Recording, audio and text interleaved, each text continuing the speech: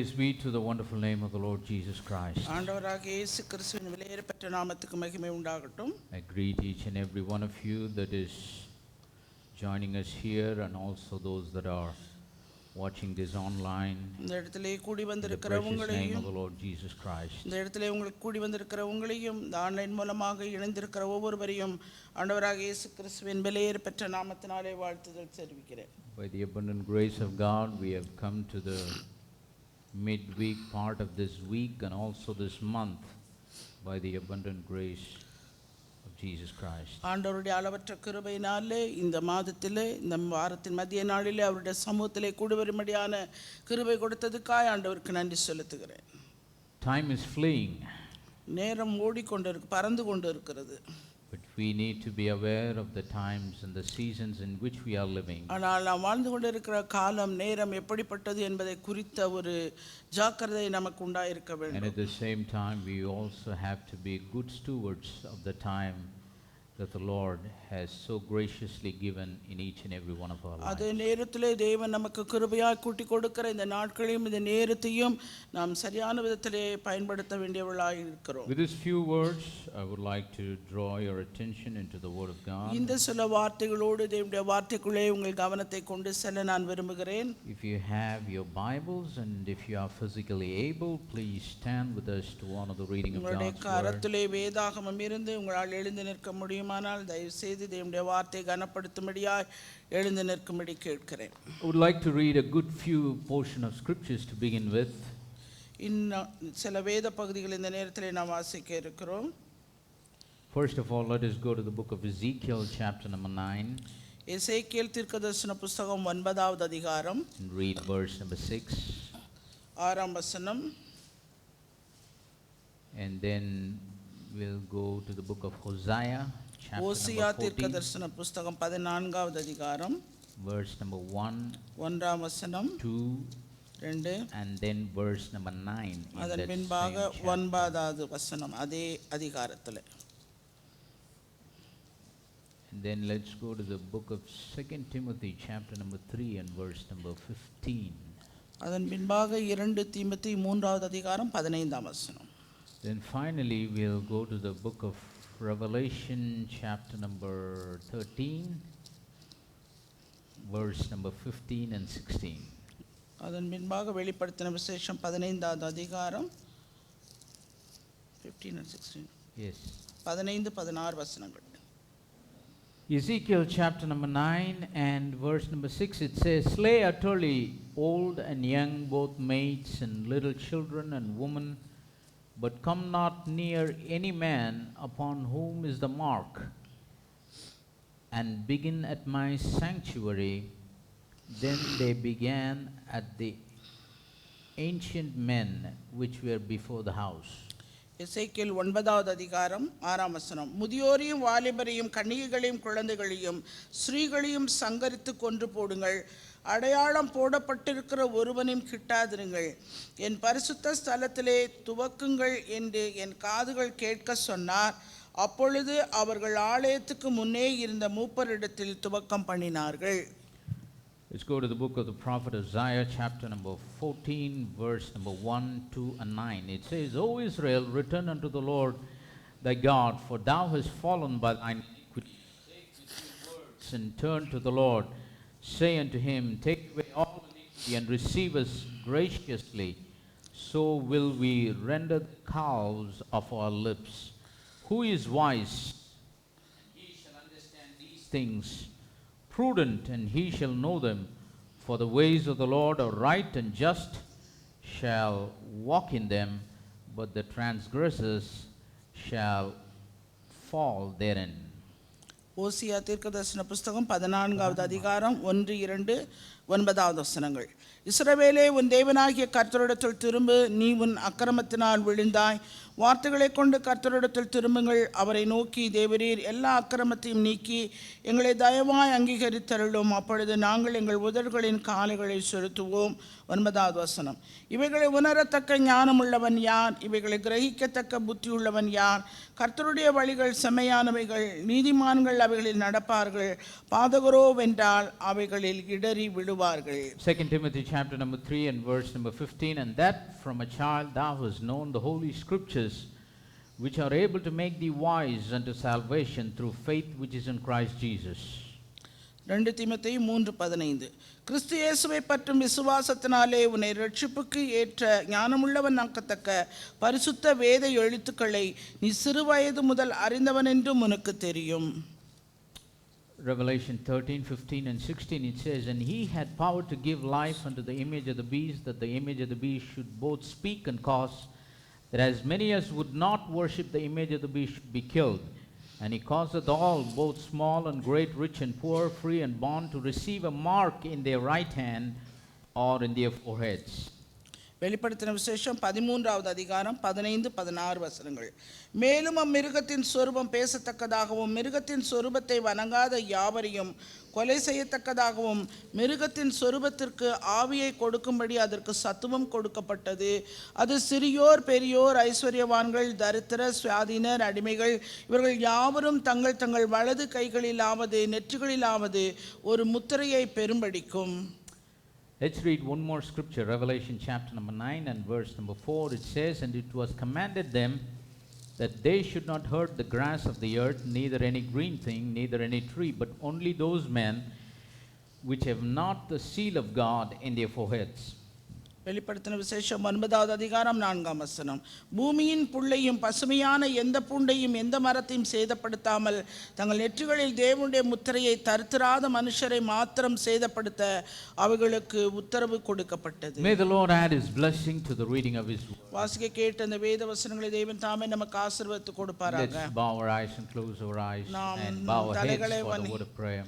தலைகளை வணங்கி கண்களை மூடி ஜெபிப்போம். Most gracious and loving heavenly Father, we thank you for this wonderful evening. மிகுந்த கிருபையும் அன்பும் நிறைந்த பரலோகத்தின் தகப்பன், இந்த அருமையான நல்ல மாலை நேரத்துக்காய் நன்றி செலுத்துகிறேன். Thank you, Lord, for helping us to gather together in your presence this evening time. இந்த மாலை வேளையிலே உம்முடைய சமூகத்திலே நாங்கள் கூடி வரும்படியான பாக்கியத்தை நீர் எங்களுக்கு கொடுத்ததுக்காய் உமக்கு நன்றி. I pray that you will speak to each and every hungry and thirsty souls.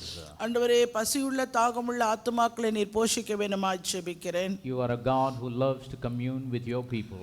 ஆண்டவரே, நீர் உம்முடைய ஜனத்தோடு கூட ஐக்கியப்பட நீர் விருப்பம் கொள்ளுகிற தேவன். And before we break this bread of life, we approach you because you are the author of this bread of life. ஆண்டவரே, இந்த ஜீவ அப்பத்தை நாங்கள் பிட்டு அதை உண்பதற்கு முன்பாக ஆதாரமாய் இருக்கிற நாங்கள் உம்மை நோக்கி பார்க்கிறோம். You are the master author of everything, and you will come on to the scene and please speak to each and every heart. ஆண்டவரே, சகல ஆரம்பத்துக்கும் ஆதாரத்துக்கும் காரணமாய் இருக்கிற நீரே இந்த வேளையிலே வந்து எங்களோடு கூட இடப்பட வேண்டுமாய் ஜெபிக்கிறேன். Anoint these lips of clay to speak your anointed word. அபிஷேகப்பட்ட வார்த்தைகளை பேச என் நாவை நீர் அபிஷேகம். Anoint the ears to hear, the hearts to receive, and the lives to be ஆண்டவரே, transformed. கேட்கிற செவிகளும் ஏற்றுக்கொள்ளுகிற இருதயத்தையும் ஆண்டவரே வார்த்தையை கேட்கிறதுனாலே மறுரூபம் அடைகிற ஒவ்வொரு வாழ்க்கையும் கூட நீர் அபிஷேக வேண்டுமாய் ஜெபிக்கிறேன். Bind all the power of darkness in the name of the Lord Jesus Christ. எல்லா அந்தகாரத்தின் கிரியைகளை உம்முடைய நாமத்தினாலே கடிந்து கட்டி சபித்து May அப்புறப்படுத்துகிறேன். the liberty of your spirit be with us. உம்முடைய விடுதலையின் ஆவியானவர் எங்கள் மத்தியிலே தங்கி இருக்கட்டும். Let there be a spirit of revelation and understanding at this time. ஆண்டவரே, இந்த நேரத்திலே உம்முடைய வெளிப்பாட்டின் ஆவி உம்முடைய புரிந்துகொள்ளுதலின் ஆவி தங்கி இருக்க வேண்டுமாய் We ஜெபிக்கிறேன். declare that all the glory, honor, and praise belong to you and you சகல alone. துதி கன மகிமை மேன்மை எல்லாம் உமக்கு ஒருவருக்கே For உண்டாகட்டும். we ask all of these blessings in the precious name of the Lord Jesus இந்த Christ. எல்லா ஆசீர்வாதங்களும் விலையேற பெற்ற நம்முடைய நாமமாக இயேசு கிறிஸ்துவின் நாமத்தினாலே கேட்கிறேன். Amen. Amen. Please be seated. தயவு செய்து உட்கார்.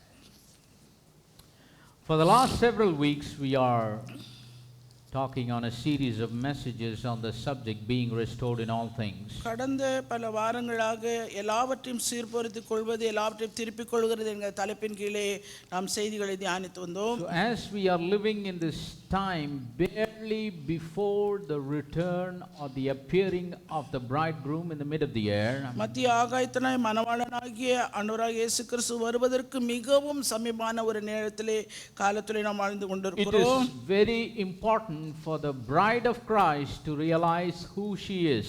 கிறிஸ்துவின் மணவாட்டியானவள் உண்மையாக அவள் யார் என்பதை அவள் உணர்ந்தவளாய் இருக்கப்பட வேண்டும். And it is very important that she should be wise, just like we read in the parable of the 10 virgins several weeks before. 10 கன்னிகைகள் ஓமையிலே நாம் வாசிக்க பார்த்தபடி அதிலே புத்தியுள்ள கன்னிகைகளை போல அந்த கூட்டத்திலே நாம் அங்கமாய் இருக்கப்பட வேண்டும். Though many people enter into life at different point of time in the dispensation, கால காலங்களாக வித்தியாசப்பட்ட காலங்களிலே ஒவ்வொருத்தரும் ஜீவனுக்குட்பட்டவர்களானோம், but we, the bride of Christ, have a way to enter and inherit the kingdom of God. ஆனால் மனவாட்டிகளாகிய நாமோ அந்த நித்திய ஜீவ ராஜ்யத்துக்குள்ளே பிரவேசிப்பதற்கான தருணம் வாய்ப்பு நமக்கு கொடுக்கப்பட்டிருக்கிறது. It is a great privilege and an honor that God has given to his chosen people living in this day and time. தேவன் தம்மாலே தெரிந்து கொள்ளப்பட்டவர்களுக்கு ஆண்டவர் கொடுத்த ஒரு மகிமையான மேன்மையான ஒரு ஆசீர்வாதமான ஒரு காரியம் நித்திய ஜீவன் வாழ்க்கை. Not everyone is the bride of Christ. எல்லாரும் ஆண்டவருடைய மனவாட்டிகள் அல்ல. But only those who belong to the lot of the wise virgins, they are the bride of Christ. புத்தியுள்ள கன்னிகைகள் கூட்டத்திலே அங்கமாய் இருக்கிறவர்கள் மாத்திரமே மனவாட்டிகளாக இருக்கிறார்கள். And we need to be aware of the differences and the different things that the scriptures are talking about. இங்கே வேதவசனங்கள் பேசுகிற அந்த வித்தியாசங்களை குறித்து நாம் கவனமுள்ளவர்களாய் இருக்க வேண்டும். Last week I began to speak to you few things about the wisdom of the wise virgins. புத்தியுள்ள கன்னிகளுடைய ஞானத்தை புத்தியை பற்றி நான் கடந்த வாரத்தில் சில காரியங்களை நான் சொன்னேன். So these wise virgins, they understand the day and time in which they are living in God's timeline. புத்தியுள்ள கன்னிகள் ஆண்டவருடைய கால அட்டவணையிலே அவர்கள் எப்படிப்பட்டதான காலத்திலே நேரத்திலே வாழ்கிறார்கள் என்கிற அறிவை பெற்றவர்களாய் இருந்தார்கள். The scriptures very clearly declares, வேதவசனம் மிகவும் தெளிவாக சொல்லுகிறது, we are living in the last days. நாம் கடைசி காலத்திலே வாழ்ந்து கொண்டிருக்கிறோம். That's what the scripture clearly declares beyond any shadow of the doubts that we might have. எந்த ஒரு சந்தேக நிழலுமே இல்லாதபடி வேதவசனம் மிகவும் தெளிவாக சொல்கிறது நாம் வாழ்கிறது கடைசி காலம் என்று. That's what the scripture says in 2 Timothy chapter number 3 from verse 1 to verse number 5. 2 தீமோத்தேயு 3வது அதிகாரம் 2வது வசனம் 1வது வசனத்திலிருந்து 5வது வசனம் வரைக்கும் இது கடைசி காலம் என்பதற்குரிய சகல காரியத்தையும் வேதவசனம் சொல்கிறது. So God's authentic word, it clearly declares and admonishes us the present day and time in which we are living are the last days before the appearing of the bridegroom. மணவாளன் எதிர்ப்படுவதற்கு முன்பாக அவர் தோன்றுவதற்கு முன்பாக நாம் வாழ்கிற காலம் எப்படிப்பட்ட காலம் என்பதை குறித்த ஒரு எச்சரிப்பையும் தெளிவையும் வேதவசனம் நமக்கு மிகவும் தெளிவாக எச்சரித்து சொல்கிறது. If there was anything that should happen very quickly, it is the appearing of the bridegroom in the mid of the year. ஏதாவது ஒன்று சீக்கிரமாக நடக்க போகிறது என்றால் அது ஒன்றுமல்ல, மணவாளனாகி அவர் தோன்றுவதுதான். See, the believers, they should not look for wars and rumors of wars. விசுவாசிகள் யுத்தங்களையும் யுத்தங்களுடைய செய்திகளை குறித்து அவர்கள் கேள்விப்பட வேண்டிய அவசியம் When will the next war come? எப்பொழுது அடுத்த யுத்தம் வரும் என்று. Will the next rumor of war will come? இல்ல யுத்தத்தினுடைய செய்தி அடுத்து எப்பொழுது வரும் என்று அதை காத்திருக்க வேண்டியதில்லை. Where will the next earthquake will happen? அடுத்த பூகம்பம் எந்த இடத்திலே நடக்கும் என்று அதை குறித்து கவனிக்க வேண்டிய That's அவசியம் not our job. அது நம்முடைய வேலையும் அல்ல. The job of the bride of Christ is கிறிஸ்துவின் மனவாட்டியானவருடைய வேலை என்னவென்றால் is to look for the appearing of the bridegroom in the mid of the year. மணவாளன் மத்திய ஆகாயத்திலே எப்பொழுது தோன்றுவார் என்கிற அந்த ஒரு பார்வைதான். And she has to make herself ready for that. அது மாத்திரமல்ல அவர் தோன்றுவதற்கான அவரை எதிர்கொள்வதற்கான ஒரு ஆயத்தத்தையும் அவர் செய்ய வேண்டியவளாய் இருக்கிறார். She should stand on her toes for that time. அந்த நேரத்திலே அவள் தன்னுடைய விரல் நுனியிலே நிற்கக்கூடிய ஒரு நிலைமையிலே இருக்க வேண்டும். She should be sensitive about the time in which she is living. அவள் எப்படிப்பட்டதான காலத்துக்குள்ளே இருக்கிறாள் என்கிறதை குறித்த ஒரு உணர்வோடு இருக்கப்பட வேண்டும். Like Apostle Paul wrote to the saints of the church at the city of Ephesus. எபேசு சபைக்கு பவுலப்போஸ்தலன் எழுதி தெரிவித்தது போல, see then that he walks circumspectly, not as fools but as wise, redeeming the time because the days are evil. ஆனால் நீங்கள் ஞானமற்றவர்களைப் போல நடவாமல் ஞானமுள்ளவர்களைப் போல காலத்தை பிரயோஜனப்படுத்திக் கொள்ளுங்கள் என்று. நாட்கள் பொல்லாதவைகளானதால் காலத்தை பிரயோஜனப்படுத்திக் கொள்ளுங்கள். ஞானமுள்ளவர்களைப் போல கவனமாய் நடந்து கொள்ள பார்த்து. It's just not walking but walking circumspectly. இது நடக்கிறது மாத்திரமல்ல, கவனமாய் நடக்க வேண்டும். How can we walk circumspectly? எப்படி கவனமாய் நடப்பது? How can we walk circumspectly as wise virgins? எப்படி ஒரு புத்தியுள்ள கன்னிகளாய் கவனமாய் நடப்பது? How can we redeem the time? எப்படி நாம் காலத்தை பிரயோஜனப்படுத்துவது? Colossians Galatians 4:5 says, walk in wisdom toward them that are without, redeeming the time. புறம்பே இருக்கிறவர்களுக்கு முன்பாக ஞானமாய் நடந்து காலத்தை பிரயோஜனப்படுத்திக் கொள்ள வேண்டும். How can we redeem the time? எப்படி காலத்தை When we பிரயோஜனப்படுத்துவது? walk in divine wisdom, the scripture says we will be able to redeem the time. தெய்வீக ஞானத்தோடு நாம் புறம்பே இருக்கிறவர்களுக்கு முன்பாக ஞானமாய் நடந்து கொள்ள The வேண்டும். wisdom of God is revealed in his word. தேவனுடைய ஞானம் தேவனுடைய வார்த்தையிலே வெளிப்படுகிறதா Our இருக்கிறது. God is the author of all wisdom. நம்முடைய தேவன் ஞானத்தின் ஆதாரமும் ஆரம்பமுமாய் That's why இருக்கிறார். when he manifested into this world, எனவேதான் அவர் இந்த பூமியிலே வந்தபோது he opened up his mouth and he spake and he said, அவர் தன்னுடைய வாயை திறந்து சொன்னதாவது, greater than Solomon is here.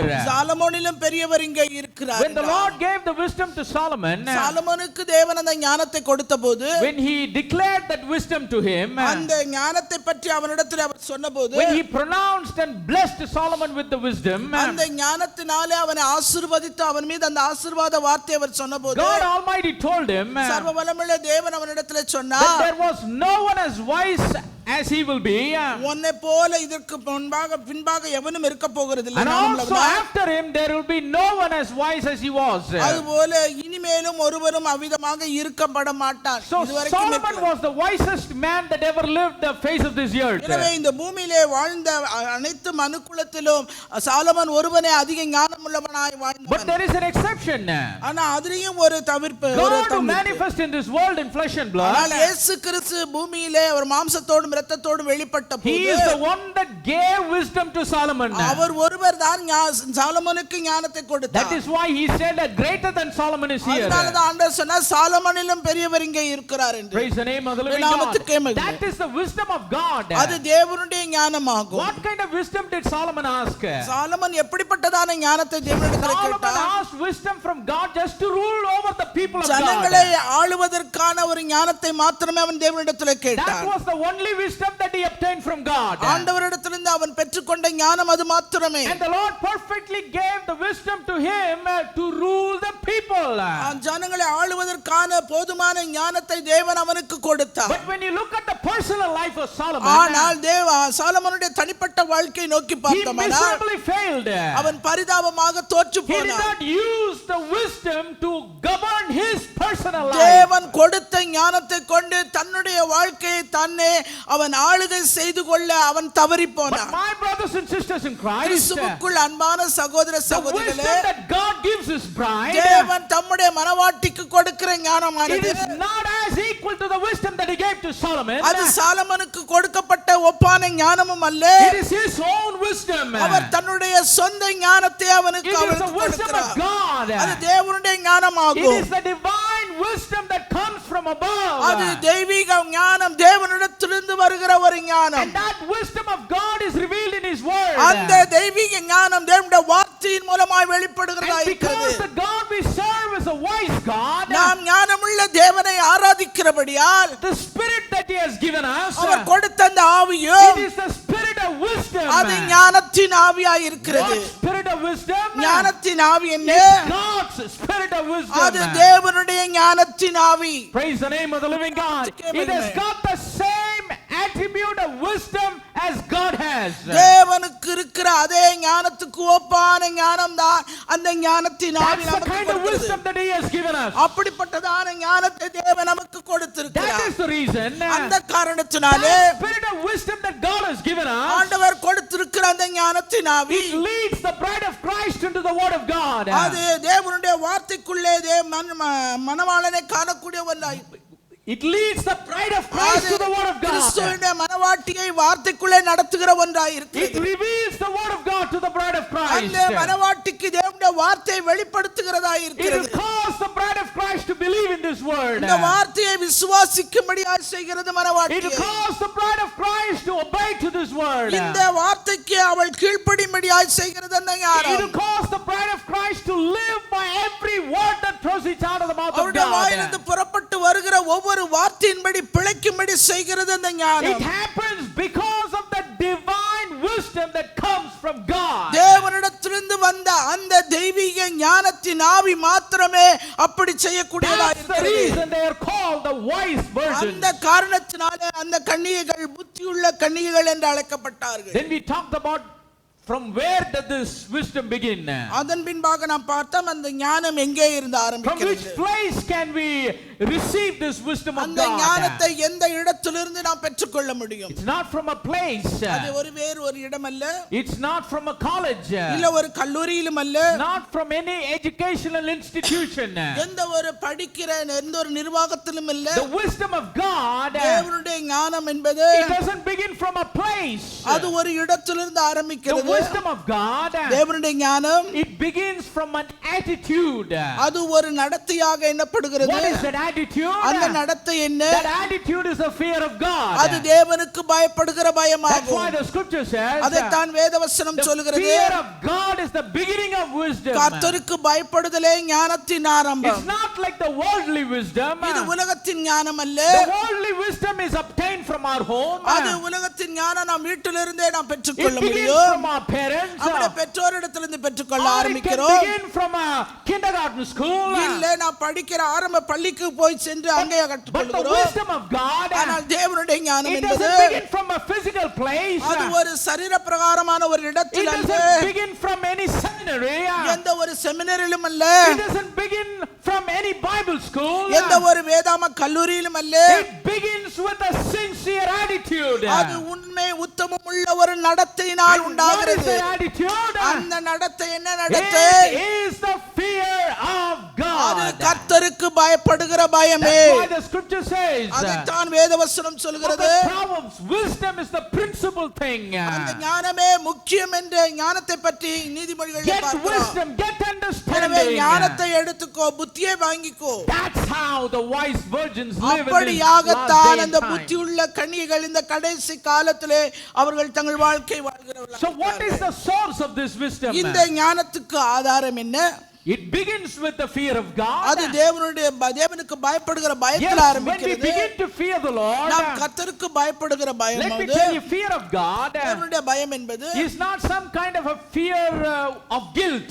ஒரு குற்ற மனசாட்சியினாலே நமக்கு ஏற்படுகிற பயம் அல்ல அது. It's not a fear of punishment. இல்ல ஒரு தண்டனைக்காக நாம் பயப்படுகிற பயமும் It's அல்ல. not the kind of fear that any thief or a robber would have when they would see a policeman. ஒரு போலீஸ்காரனை ஒரு திருடன் பார்த்தவனே தனக்குள்ள இருக்கிற ஒரு குற்றத்தினாலே குற்ற மனசாட்சியினாலே பயப்படுகிற பயம் போன்ற பயம் What அல்ல. is the fear of God? தேவனுக்கு பயப்படுகிற பயம் என்பது The என்ன? fear of God is the awe and the respect that we have for God. தேவனுக்கு பயப்படுகிற பயம் என்பது தேவனுக்கு மீது நாம் கொண்டிருக்கிற மரியாதையாகும். Keeping him in the right place. அவரை ஒரு சரியான இடத்திலே நாம் And வைத்திருப்பது. respecting him by keeping him in the right place. அவரை சரியான இடத்திலே வைத்து அவருக்குரிய The மரியாதையை நாம் awe and கொடுப்பது. the respect that we have for him, அவருக்காக நாம் கொடுக்கிற அந்த மரியாதை என்பது because of the love that we have for him, அவருக்காக கொண்டிருக்கிற அந்த அன்பின் நிமித்தமாக அன்பின் நிமித்தம் நாம் கொண்டிருக்கும் மரியாதை. That is the fear of God. அதுதான் தேவனுக்கு It பயப்படுகிற is the பயம். respect and the awe that we have for God because of the love that we have for him. அவருக்காக நாம் கொண்டிருக்கிற அன்பின் நிமித்தமாய் நாம் கொடுக்கிற மரியாதை தான் தேவனுக்கு பயப்படுகிற That பயம். is the fear of God. அதுதான் தேவனுக்கு பயப்படுகிற That பயம். attitude is the beginning of wisdom. அது அந்த நடத்தை தான் தேவனுக்கு பயப்படுகிற பயத்தை நமக்குள்ள But the wisdom ஆரம்பிக்கிறது. of God, ஆனா தேவனுக்கு பயப்படுகிற It பயம் just doesn't begin and then stop.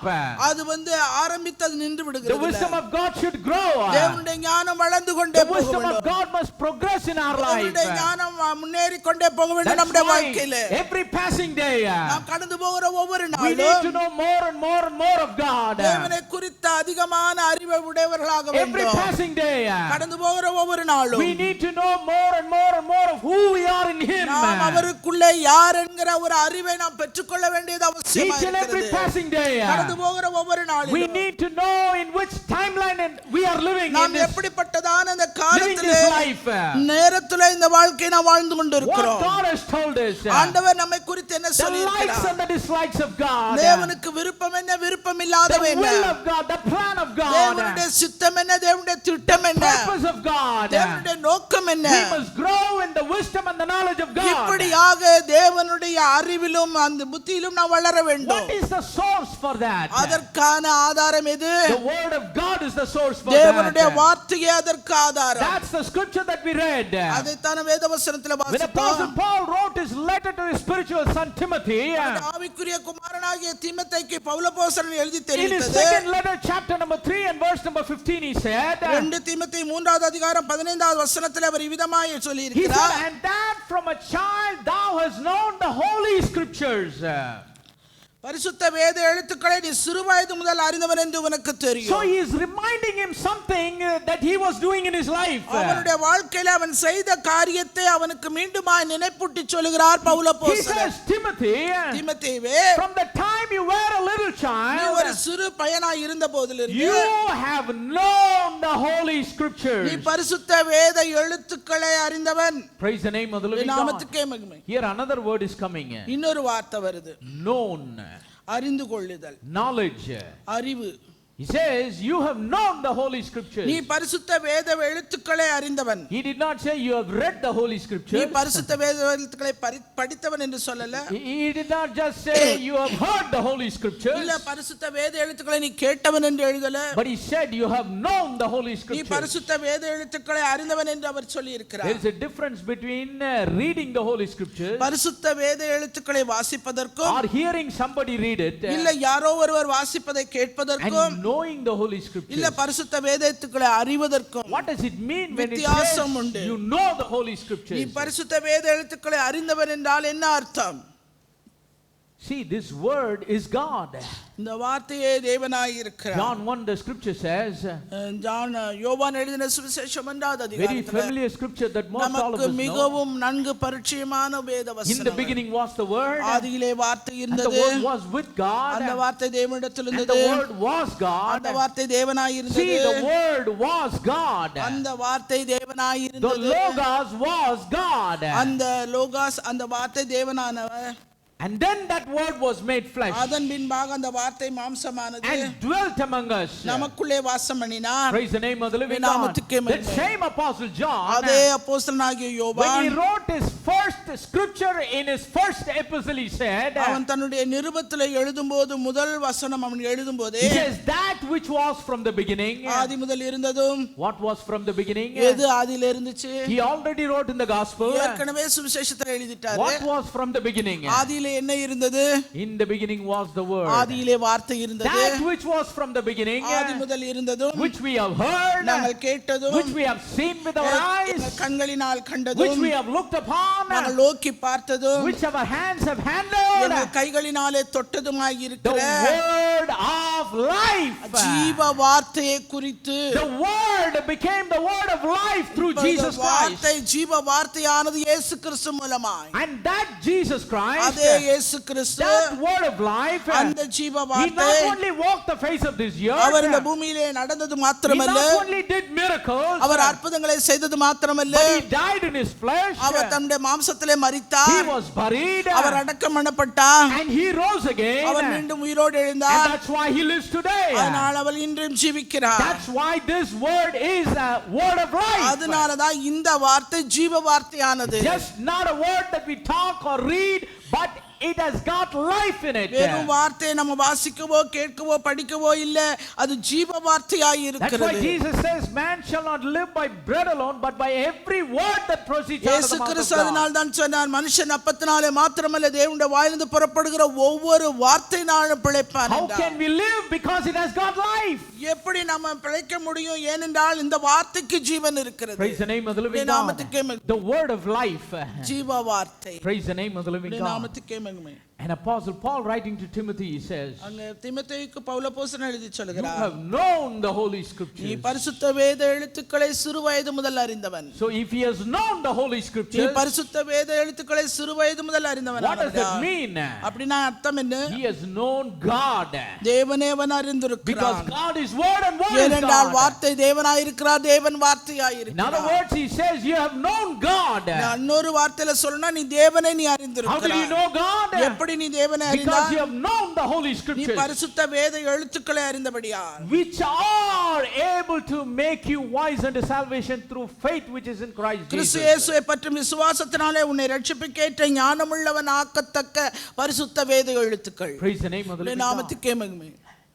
நீ அறிஞ்சது உன்னை எப்படி ஆக்கிருமா? ஞானமுள்ளவன் என்ன ஆக்குங்க? ஞானமுள்ளவனா. See, the word knowledge and wisdom, they don't mean the same thing. They are different. அறிவும் ஞானமும் ரெண்டும் ஒன்றோடு ஒன்று இணையான வார்த்தை அல்ல. We'll talk about it later. நம்ம அதை குறித்து பின்னாடி But பார்க்கலாம். here Apostle Paul, writing by the inspiration of the Holy Ghost to ஆனால் his spiritual பரிசுத்த son ஆவியின் Timothy, ஏவுதலினாலே நம்முடைய ஆவிக்குரிய குமாரனாகிய தீமோத்தேயுக்கு பவுலப்போஸ்தலன் நீங்க எழுதி he says, சொல்கிறார். you have known the Holy Scriptures. நீ பரிசுத்த வேத எழுத்துக்களை நீ You அறிந்திருக்கிறாய். have the revelation of the Holy அந்த Scriptures. பரிசுத்த வேத எழுத்துக்களை குறித்த வெளிப்பாடு உனக்கு You have உண்டாயிருக்கிறது. the understanding of the Holy அதை Scriptures, குறித்த ஒரு புரிந்துகொள்ளுதல் உனக்கு இருக்கிறது.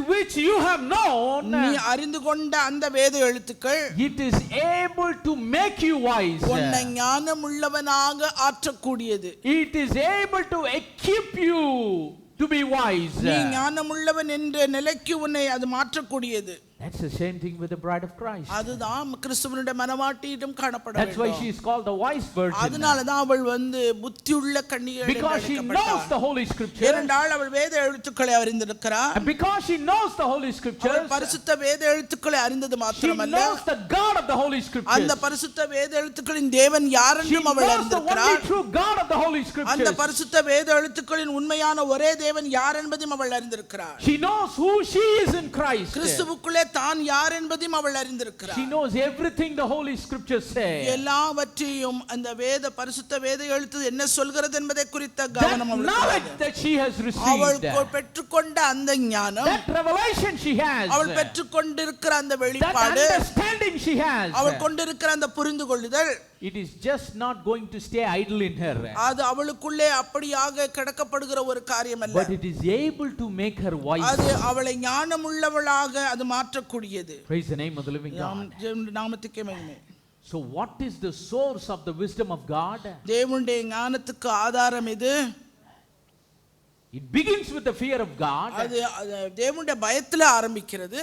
but the source is the Holy Scriptures. ஆனா அதுக்கு ஆதாரம் தேவனுடைய வார்த்தைகளே, The revelation of the Holy Scriptures, பரிசுத்த வேத எழுத்துக்களுடைய the வெளிப்பாடுகளே, understanding of the Holy பரிசுத்த Scriptures. வேத எழுத்துக்களை புரிந்து கொள்ளுதலே. That's why we don't need to go anywhere to learn the Holy Scriptures. பரிசுத்த வேத எழுத்துக்களை அறிந்து கொள்ள புரிந்து கொள்ள வேற எங்கும் நாம் போக வேண்டாம். If you want, you can.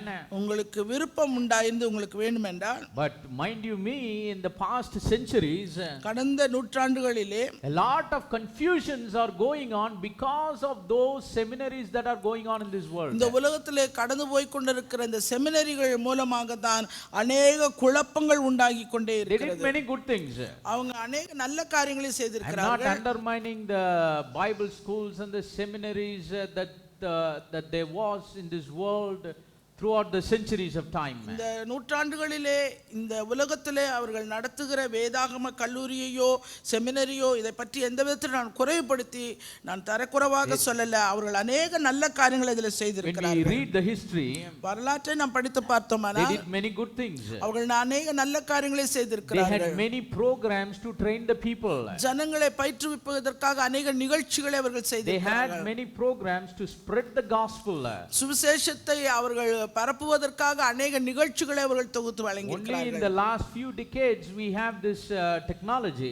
இந்த சில காலங்கள் தான் நாம் இப்படிப்பட்டதான நாம் டெக்னாலஜி நாம் பெற்றிருக்கிறோம். But before that, அதற்கு முன்பாக there was no medium of mass communication. இந்த விதமான ஒரு கூட்டம் கூடி அவர்கள் செய்வதற்கு எந்த ஒரு வசதி வாய்ப்பு People கிடையாது. have to go physically and present the gospel. ஜனங்கள் தாங்கள் சரீரத்தை கொண்டு அந்த இடத்துக்கு அடைந்தாதான் அந்த வசனத்தை அவங்க கேட்க முடியும். Throughout the different church ages, அந்த வித்தியாசப்பட்ட சபை காலங்களின் மூலமா they did a lot of good things. அவர்கள் அநேக நல்ல காரியங்களை But at செய்திருக்கிறார்கள். the same time, ஆனால் அதே நேரத்திலே it is sad, but we have to say it.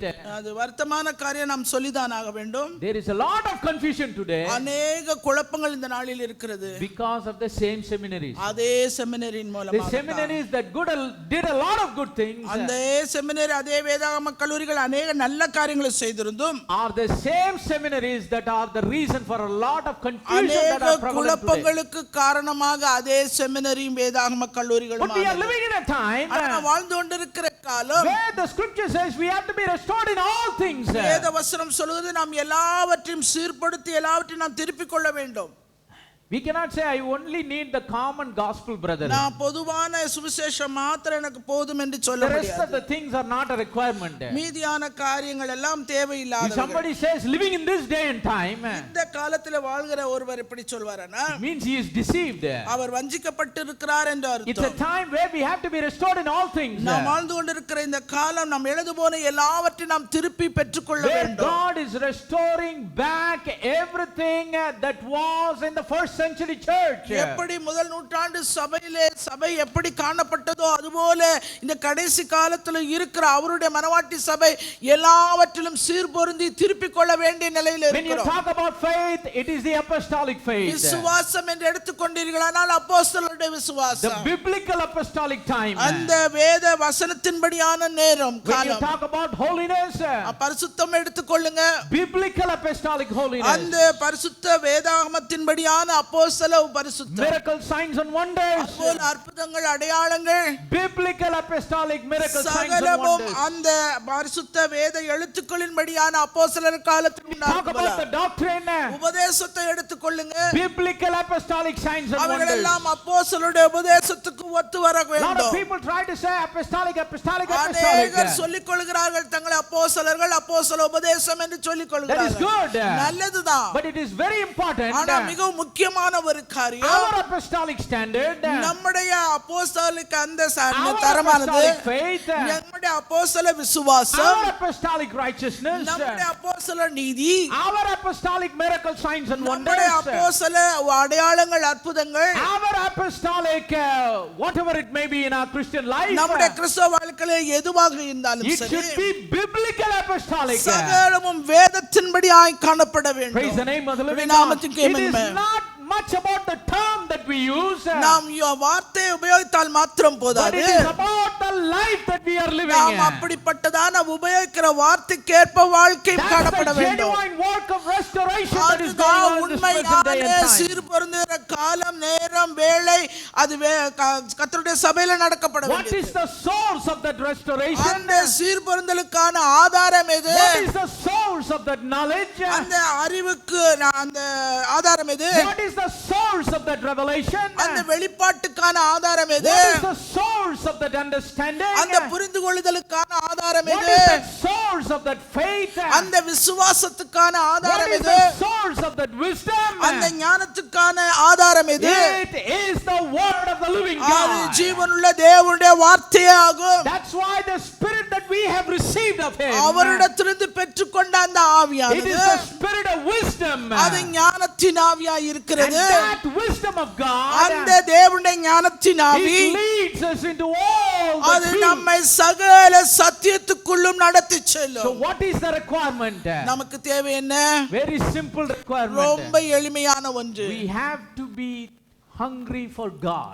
தேவனுக்காக நாம் பசி We உள்ளவர்களாய் have மாற to be வேண்டும். thirsty for God. அவருக்காக நாம் தாகம் உள்ளவர்களாய் இருக்க Just like வேண்டும். the servant of God David said, கர்த்தருடைய ஊழியக்காரன் சொன்னது போல as the heart panteth after the water brooks, மானானது நீரோடைகளை வாஞ்சித்து கதறது so போல panteth my soul after you, O N God. ஆத்துமா உம்மை வாஞ்சித்து My கதறுகிறது. soul thirsteth for God. என்னுடைய ஆத்துமா உமக்காக தாகமாய் When இருக்கிறது. will I come and appear before நான் him? எப்போது உமக்கு முன்பாக வந்து The நிற்பேன். bride of Christ, கிறிஸ்துவின் her மனவாட்டியானவள் appetite is very important. அவளுடைய பசியானது அது கவனிக்கப்பட Her வேண்டும் hunger என்று for God is very important. தேவனுக்காக அவள் கொண்டிருக்கிற அந்த பசி Her கவனிக்கப்பட thirst for God is very அவள் important. தேவனுக்காக கொண்டிருக்கிற தாகம் மிக Every முக்கியமானது. wise virgin living in this ஒவ்வொரு day and age, முற்றியுள்ள கனி இந்த கடைசி காலத்தில் வாழ்கிற ஒவ்வொரு every wise virgin preparing herself to become the word bride when Jesus comes in the middle of the air. கிறிஸ்துவை மணவாளனை சந்திக்கக்கூடிய மனவாட்டியாய் இந்த பூமியிலே புத்தியுள்ள கனிகளாய் வாழ்கிற ஒவ்வொரு புத்தியுள்ள She கன்னிகைக்கும் will not be spiritually sick. அவள் ஆவிக்குரிய விதத்திலே வியாதிப்பட்டவளாய் இருக்க She கூடாது. will have a perfect appetite for God. அவளுக்குள்ளே ஒரு பரிபூர்ணமுள்ள பசி தாகம் உண்டாய் She இருக்க will have வேண்டும். a deep thirst for God. தேவனுக்காக ஒரு ஆழமான தாகம் உடையவளாய் இருக்க She will வேண்டும். have an unsaturated unsaturated hunger for God. அவளுக்காக தேவனுக்காக அவள் கொண்டிருக்கிற அந்த பசி தாகம் இவ்வளவுதான் என்று அவள் வரையறுத்து சொல்லக்கூடாது. That is needed.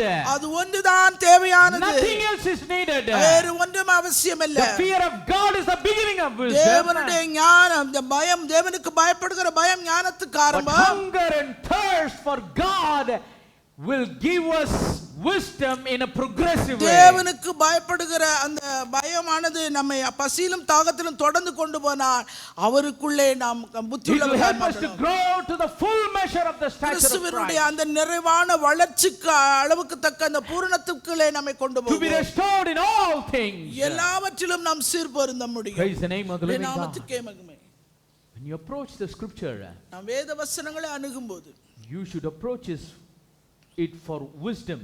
அது ஞானத்துக்கு என்று நீங்கள் அதை அணுக Because வேண்டும். this is the source ஏனென்றால் of wisdom that comes from above. தேவனிடத்திலிருந்து வருகிற பரத்திலிருந்து வருகிற ஞானம் இது. The wisdom that comes from the pages of this Bible. இந்த வேதத்திலே பக்கங்களிலே இருக்கப்படுகிற அந்த ஞானம். The wisdom that comes from the scripts that are written in this book. வேத வசனங்களிலே எழுதப்பட்டிருக்கிற அந்த தேவ ஞானமானது. It is not something that comes from a book.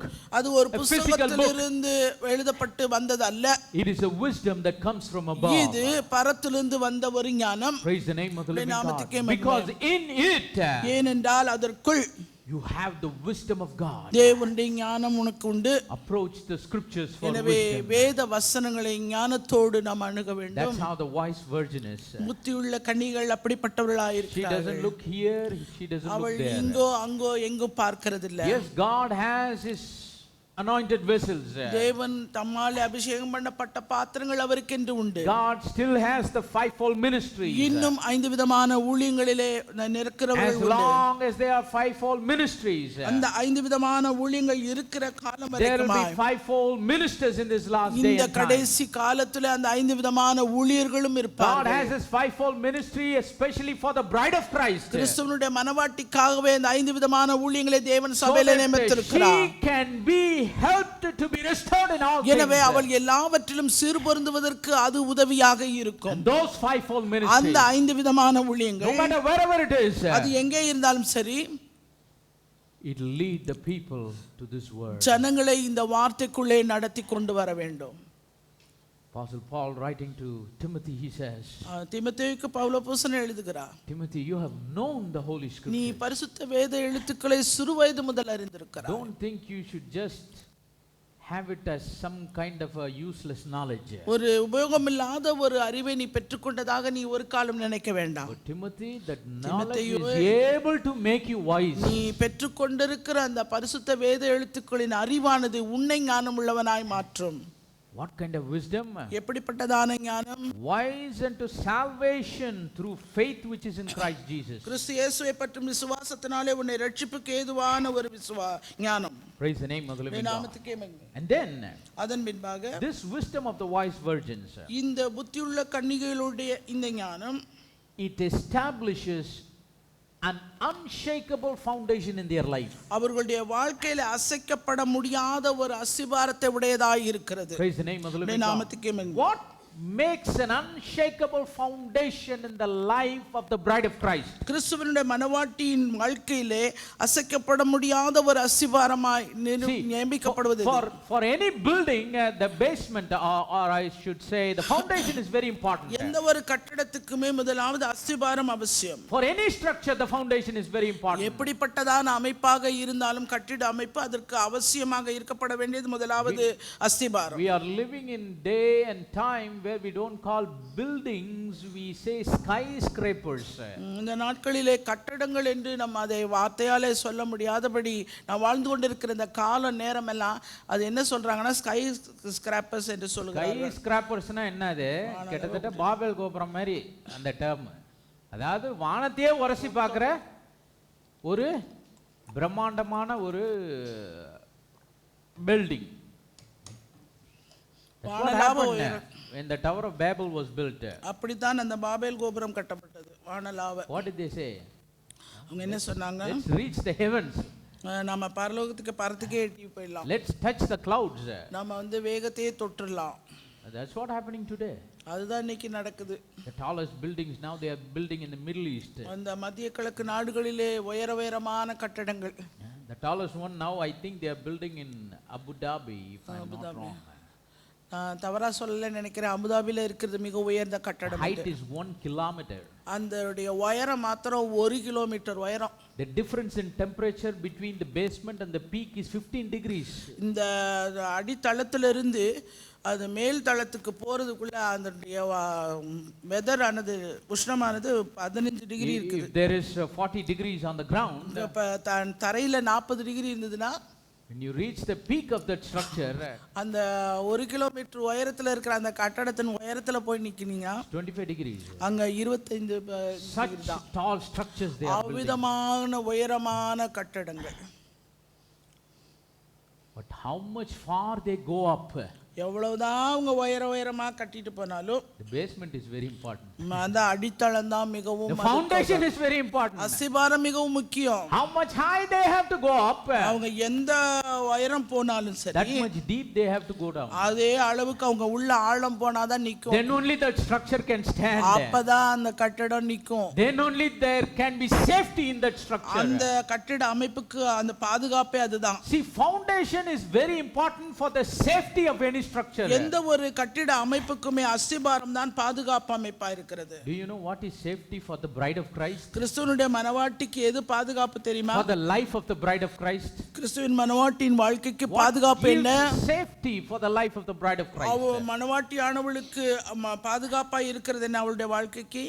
It is the foundation that she has for her life.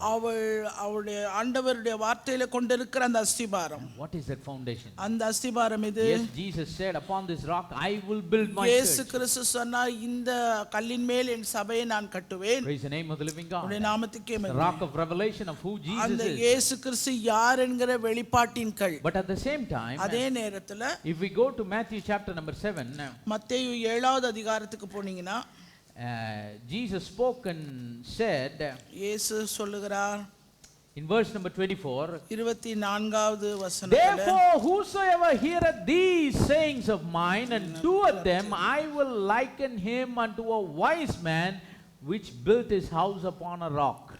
மத்தேயு 7:24 ஆகையால் நான் சொல்லி இந்த வார்த்தைகளை கேட்டு இவைகளின்படி செய்கிறவன் எவனோ அவனை கன்மலையின் மேல் தன் வீட்டை கட்டின புத்தியுள்ள மனுஷனுக்கு ஒப்பிடுவேன். And the rain descended and the floods came and the winds blew and beat upon that house and it fell not, for it was founded upon a rock. பெருமழை சொரிந்து பெருவெள்ளம் வந்து காற்று அடித்து அந்த வீட்டின் மேல் மோதியும் அது விழவில்லை, ஏனென்றால் அது கன்மலையின் மேல் அஸ்திபாரம் போடப்பட்டிருந்தது. Praise the name of the living God. நாமத்துக்கே மகிமை. Who is wise that builds his house upon a rock? கல்மலையின் மேல் கட்டுகிற புத்தியுள்ளவன் யார்? This is what the wise virgins do. இந்த புத்தியுள்ள கன்னிகைகள் செய்த காரியம் அதுதான். Lord Jesus says, நம்ம ஆண்டவராகிய இயேசு கிறிஸ்து சொன்னார், whosoever heareth these sayings of mine and doeth them. நான் சொல்லி இந்த வார்த்தைகளை கேட்டு இவைகளின்படி செய்கிறவன் எவனோ. Not only hearing, கேட்டது மாத்திரம் இல்ல, but hearing and doing. கேட்டு அதன்படி செய்கிறவன். Because in verse number 26, ஏன்னா 26ல there are also others that heard it. அந்த மத்தவங்க கேட்ட மத்த பேரும் இருக்கிறாங்க. Even the fools they heard it. அந்த முட்டாள்களும் அதை கேட்டவர்களுக்கு. God did not hide his word from the fools. தேவன் அந்த தம்முடைய புத்தி இல்லாதவர்களுக்கு வார்த்தையை He மறைத்து revealed வைக்கல. his word even to the foolish virgins அந்த also. புத்தி இல்லாத கன்னிகைகளுக்கும் கூட தம்முடைய வார்த்தையை அவர் The வெளிப்படுத்தினார். scripture says, and everyone that heareth these sayings of mine and doeth them not, நான் சொல்லி இந்த வார்த்தைகளை கேட்டு இவைகளின்படி செய்யாதிருக்கிறவன் எவனோ they shall be likened unto a foolish man. அவர்கள் வந்து வீட்டை மணலின் மேல் கட்டின புத்தி இல்லாத மனுஷனுக்கு ஒப்பிடுவார். Praise the name of the living God. நாமத்துக்கே மகிமை. This is where we can understand knowledge and wisdom is not the same. இப்படிதான் நாம் அறிந்து கொள்ளணும், புரிந்து கொள்ளணும். ஞானமும் அறிவும் ஒன்று. Because our Lord Jesus clearly says, ஏனென்றால் ஆண்டவர் இயேசு கிறிஸ்து தெளிவாக சொல்லுகிறார், the wise they heard, அந்த ஞானமுள்ளவர்கள் அதை கேட்டார்கள், the foolish they heard. முட்டாள் புத்தி இல்லாதவர்களும் கேட்டார்கள். They had the knowledge of God. அவர்களுக்கு தேவனை குறித்த அறிவு இருந்தது. Like Timothy, they have known the holy scriptures. அந்த தீமோத்தேயுவை போல அவர்கள் பரிசுத்த வேத எழுத்துக்களை நன்றாக அறிந்திருந்தார்கள். They had the revelation of the holy scriptures. அவர்களுக்கு பரிசுத்த வேத எழுத்துக்களை குறித்த வெளிப்பாடு They had the உண்டாயிருந்தது. understanding of the holy scriptures. பரிசுத்த வேத எழுத்துக்களை குறித்த புரிந்துகொள்ளுதல் இருந்தது. But what made the wise wise and the fool fools? ஆனா எது புத்தியுள்ளவர்களை புத்தியுள்ளவர்களாகவும் புத்தி இல்லாதவர்களை புத்தி இல்லாதவர்களாக The மாற்றினது. wise heard and did according to what they heard. புத்தியுள்ளவர்கள் கேட்ட வார்த்தைகளின்படியே செய்தார்கள். That's why their lives were founded on an unshakable அதனால foundation. தான் அவர்களுடைய வாழ்க்கை அசைக்கப்பட முடியாத அஸ்திபாரத்தின் மேல் Praise the name of the living God. உன்னுடைய நாமத்துக்கே The same மகிமை. Bible says, I will build my church. அதே வேதவசனம் சொல்லுகிறது நான் என் சபையை கட்டுவேன். That same Bible also says, அதே வேதம் சொல்லுகிறது hear my words and do them, and then என்னுடைய you shall வார்த்தையை build your house upon a rock. என்னுடைய வார்த்தையை கேட்டு அவைகளின்படி செய்கிறவன் எவனோ அவன் தன் வீட்டை கன்மலையின் மேல் கட்டி நம்புகிறான். Praise the name of the living God. நாமத்துக்கே மகிமை. Jesus said, I will build my church. ஆண்டவர் சொன்னார் நான் என் சபையை கட்டுவேன். I will build the life of my people. என்னுடைய ஜனத்துடைய வாழ்க்கையை நான் But at the கட்டுவேன். same time, the same scripture says, அதே வேதவசனம் அதே சொல்லுகிறது you hear my sayings, நீ என்னுடைய வார்த்தையை you கேளு, hear my words, என்னுடைய வார்த்தைகளை கேள், and do them. அதுபடி செய். Then you shall liken unto the wise that builded his house upon the rock. அப்பொழுது நீ கன்மலையின் மேல் வீட்டை கட்டின புத்தியுள்ள மனுஷனுக்கு மனுஷிக்கு ஒப்பாவாய். Talking about abiding in Christ. கிறிஸ்துவுக்குள்ளே நிலைத்திருத்தலை பற்றி இங்கே சொல்லப்படுகிறது. Praise the name of the living God. நாமத்துக்கே மகிமை. We let him do what he wants to do. அவர் என்ன செய்ய விருப்பமுள்ளவராய் இருக்கிறாரோ அதை நாம் செய்ய We நாம் don't அனுமதிக்கணும். stand in the way. நாம் அந்த வழியிலே குறுக்க நிக்க We கூடாது. don't pick and choose.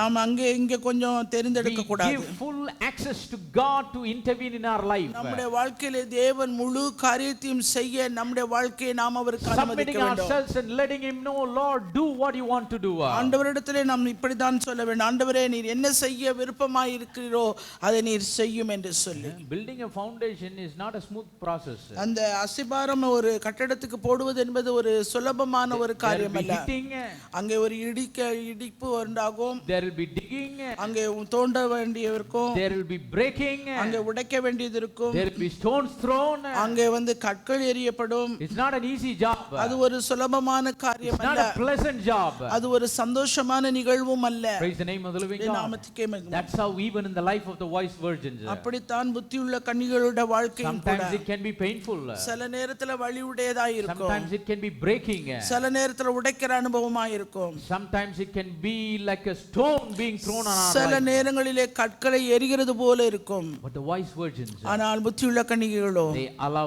all of that to happen. இவை in their life. எல்லாவற்றையும் தங்களுடைய வாழ்க்கையிலே நடக்கும்படியாய் அனுமதித்தார்கள். அதற்கு They don't run away from toughness. அந்த ஒரு கடினமான காரியத்திலிருந்து அவர்கள் When ஓடி போகல. afflictions and persecutions come for the sake of the word, வசனத்து நிமித்தம் உபத்திரவமும் துன்பமும் வரும்போது they don't leave and run away. அவர்கள் விட்டு ஓடி போகல. They don't compromise. அவர்கள் எந்த ஒரு காரியத்தையும் They ஒத்து don't போகல. whine and wimp and complain. அவர்கள் அழுது புலம்பி அவர்கள் புகார் சொல்லல. But they are steadfast. அவர்கள் துணிந்து They நின்றிருந்தார்கள். abide. அவர்கள் நிலைத்து That's why நின்றார்கள். the scripture says, அதைத்தான் வேதவசனம் சொல்கிறது. whosoever heareth these sayings of mine இந்த வார்த்தைகளை கேட்டு அவைகளின்படி and செய்கிறவன் doeth எவனோ, them, அவைகளின்படி செய்கிறவன் எவனோ, I will liken unto him as a wise man that built his house upon அவனை a rock. கன்மலையின் மேல் வீட்டை கட்டின புத்தியுள்ள மனுஷனுக்கு ஒப்பிடுவேன். What's the reason? என்ன காரணம்? How can we know? எப்படி நாம் அறிவது? What is the test? என்ன பரீட்சை? Scripture says the rain descended, பெருமழை சொரிந்தது, the floods came, பெருவெள்ளம் வந்தது, the winds blew, காற்று and அடித்தது, beat upon that house, அந்த வீட்டின் மேல் மோதினது, and it fell not, அது விழவில்லை. for it was founded ஏனென்றால் upon அது கன்மலையின் மேல் அஸ்திபாரம் an இடப்பட்டிருந்தது. unshakable foundation. அது அசைக்கப்பட முடியாத ஒரு Let me அஸ்திபாரம். tell you something, saints of God. பரிசுத்தவான்களே, நான் ஒரு காரியத்தை This is சொல்லுகிறேன். something the bride of Christ must understand living in this day and time. இந்த காலத்திலே வாழ்கிற கிறிஸ்துவின் மனவாட்டியாய் இருக்கிறவர்கள் அறிந்து புரிந்து கொள்ள வேண்டிய ஒன்று. We don't, read the scriptures and live by the scriptures just to prove something to someone. யாரோ ஒருவருக்காக நான் வேத வசனங்களை வாசித்து அதன்படியாய் வாழ்கிறேன் என்று நிரூபித்து காண்பதற்காக நாம் It's காரியங்களை not for செய்யக்கூடாது. show we hear the sayings of God and live by it, இந்த வசனத்தின்படியாய் நாம் வாழ்வது ஒரு காட்சி பொருளுக்காக அல்ல, but we are laying an unshakable foundation ஒரு for our life. அசைக்க முடியாத அஸ்திபாரத்தை நம்முடைய வாழ்க்கைக்கு நாம் அமைப்பதற்காக வாழ வேண்டும். Praise the name of the living உம்முடைய God. நாமத்துக்கே மகிமை. Apostle Paul wrote to Timothy, he said, Pavul அப்போஸ்தலன் தீமோத்தேயுவுக்கு எழுதுகிறார், know the holy scriptures. பரிசுத்த வேத எழுத்துக்களை நீ Those அறிந்திருக்கிறாய், scriptures are able to make you wise. அது உன்னை ஞானமுள்ளவனாக்க So மாற்றும். what is the difference between the knowledge and the wisdom? இப்பொழுது அறிவுக்கும் ஞானத்துக்கும் என்ன வித்தியாசம்? Even Jesus said, இயேசு கிறிஸ்து சொல்லுகிறார், When you hear my sayings, நான் சொன்ன இந்த வார்த்தைகளை கேட்டு, what does it mean? அப்படின்னா அர்த்தம் என்ன? When you know what I say, நான் சொல்றதை நீ அறிந்து கொள்ளும்போது, when you learn from me, அதிலிருந்து நீ கற்றுக்கொள்ளும்போது, when you have the knowledge of what I say, நான் சொல்லுகிறதுக்கு மூலமாய் நீ you have the knowledge of his word, அறிவை நீ அந்த வார்த்தையின் அறிவை நீ பெற்றுக்கொள்ளும்போது, you have the knowledge, உனக்கு அறிவு உண்டாகிறது. but when you apply it, ஆனால் நீ அதை உன் வாழ்க்கையில அனுபவமாக்கும் போது, then you are பயன்படுத்தும் wise. போது நீ ஞானமுள்ளவனாய் மாறுகிறாய். Knowledge is gathering of information. இந்த அறிவு என்பது தகவல்களை எல்லாம் நாம் சேகரிக்கிற ஒரு காரியம். Knowledge is knowing what is what. என்ன இது என்ன அப்படி என்று நாம் காரியங்களை அறிந்து சேகரித்துக் கொள்வதுதான் அறிவு. But wisdom, ஆனால் ஞானம் என்பது it is the application of the knowledge that we have நீ gained already. பெற்றுக்கொண்ட ஏற்கனவே நீ சேர்த்து வைத்திருக்கிற அந்த அறிவை சரியான விதத்திலே உபயோகப்படுத்துகிறது தான் ஞானம். Many knowledgeable people in this world, இந்த உலகத்தில் அநேக ஞானம் உள்ளவர்கள் with a lot of இருக்கிறார்கள். degrees, அநேக பட்டங்களை a lot கொண்டவர்கள், of research, அநேக ஆராய்ச்சிகளை மேற்கொண்டவர்கள், with a lot of PhDs, அநேக மேற்படிப்பு a படித்தவர்கள், lot of doctorates. அநேக டாக்டரேட் பட்டம் பெற்றவர்கள். Not all knowledgeable people are wise.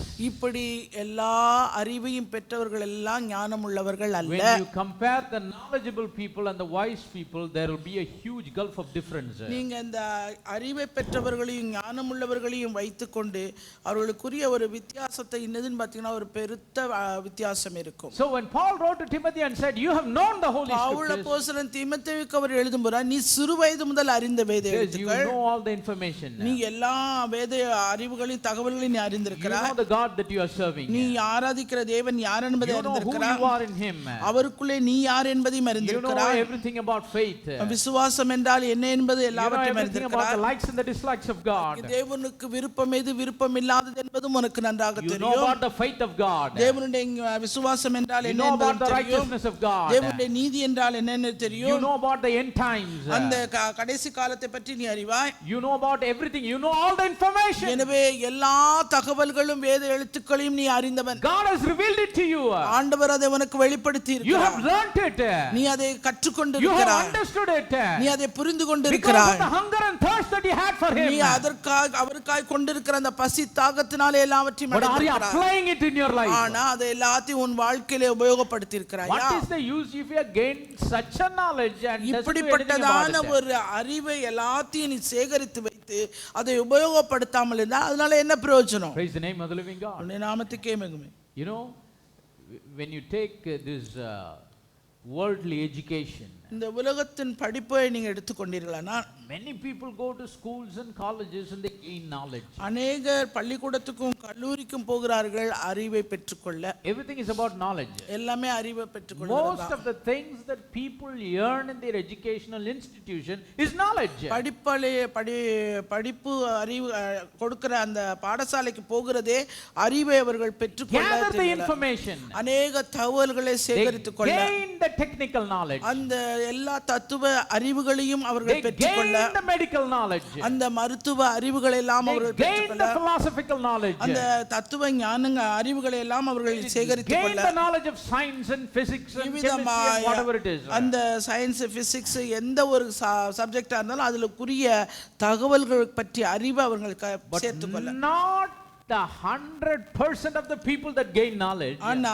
இந்த 100% ஜனங்கள் அந்த பெற்றுக்கொண்ட அந்த அறிவை வைத்து Those 100% of the people don't excel when they come out of their schools. அதுல இருந்து வெளியே வந்த பிறகு அதை 100% அதை உபயோகப்படுத்துகிறார்களா?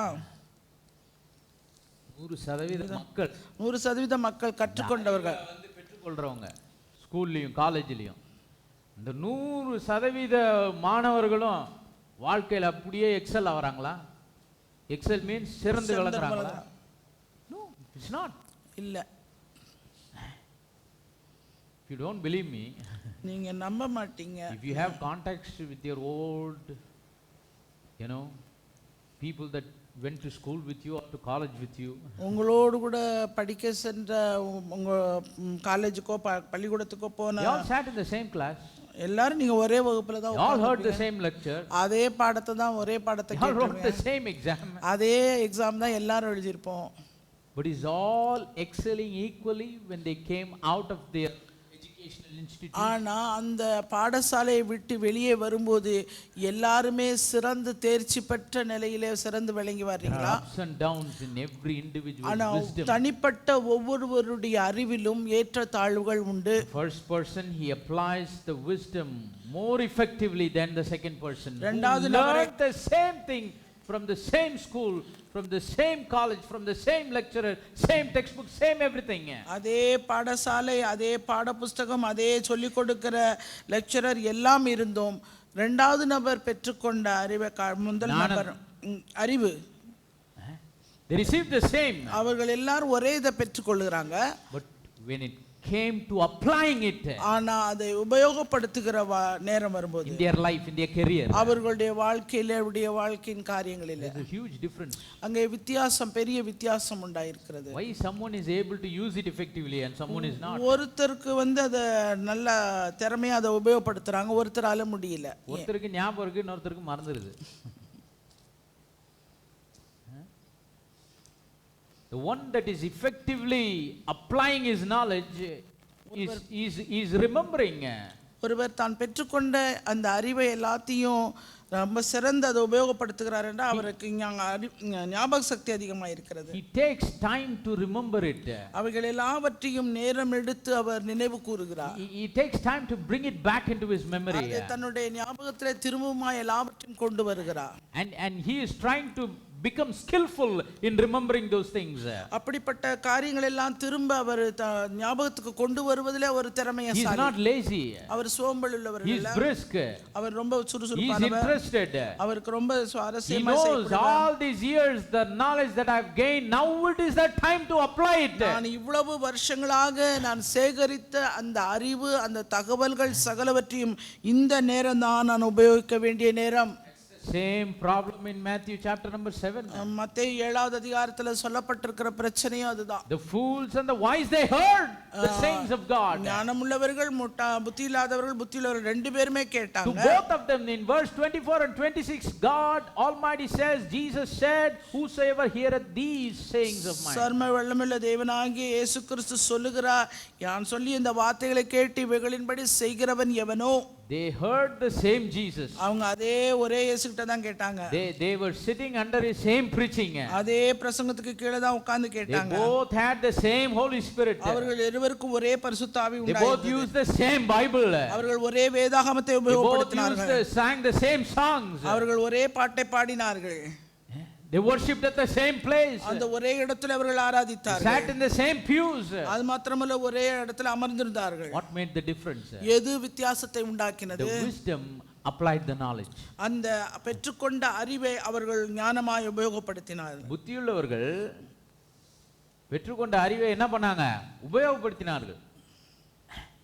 That's what the scripture says. அதைத்தான் வேதவசனம் Whosoever heard these sayings of mine and did them. நான் சொல்லி இந்த வார்த்தைகளை கேட்டு இவைகளின்படி செய்கிறவன் எவனோ. Praise the name of the living God. நாமத்துக்கே மகிமை. So there must be proof in our life.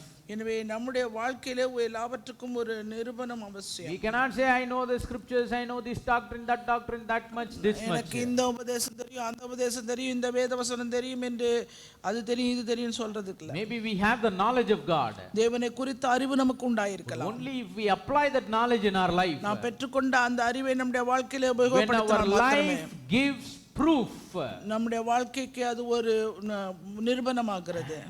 The wisdom of God, தேவனுடைய ஞானம், the application of the knowledge, அந்த அறிவை நாம் உபயோகப்படுத்துவதன் மூலமாய் உண்டாகிறது. That's what Apostle Paul wrote to Timothy. He said. அதனால தான் அப்போஸ்தலனாகிய பவுல் தீமோத்தேயுக்கு சொல்லுகிறார். Timothy, do you know?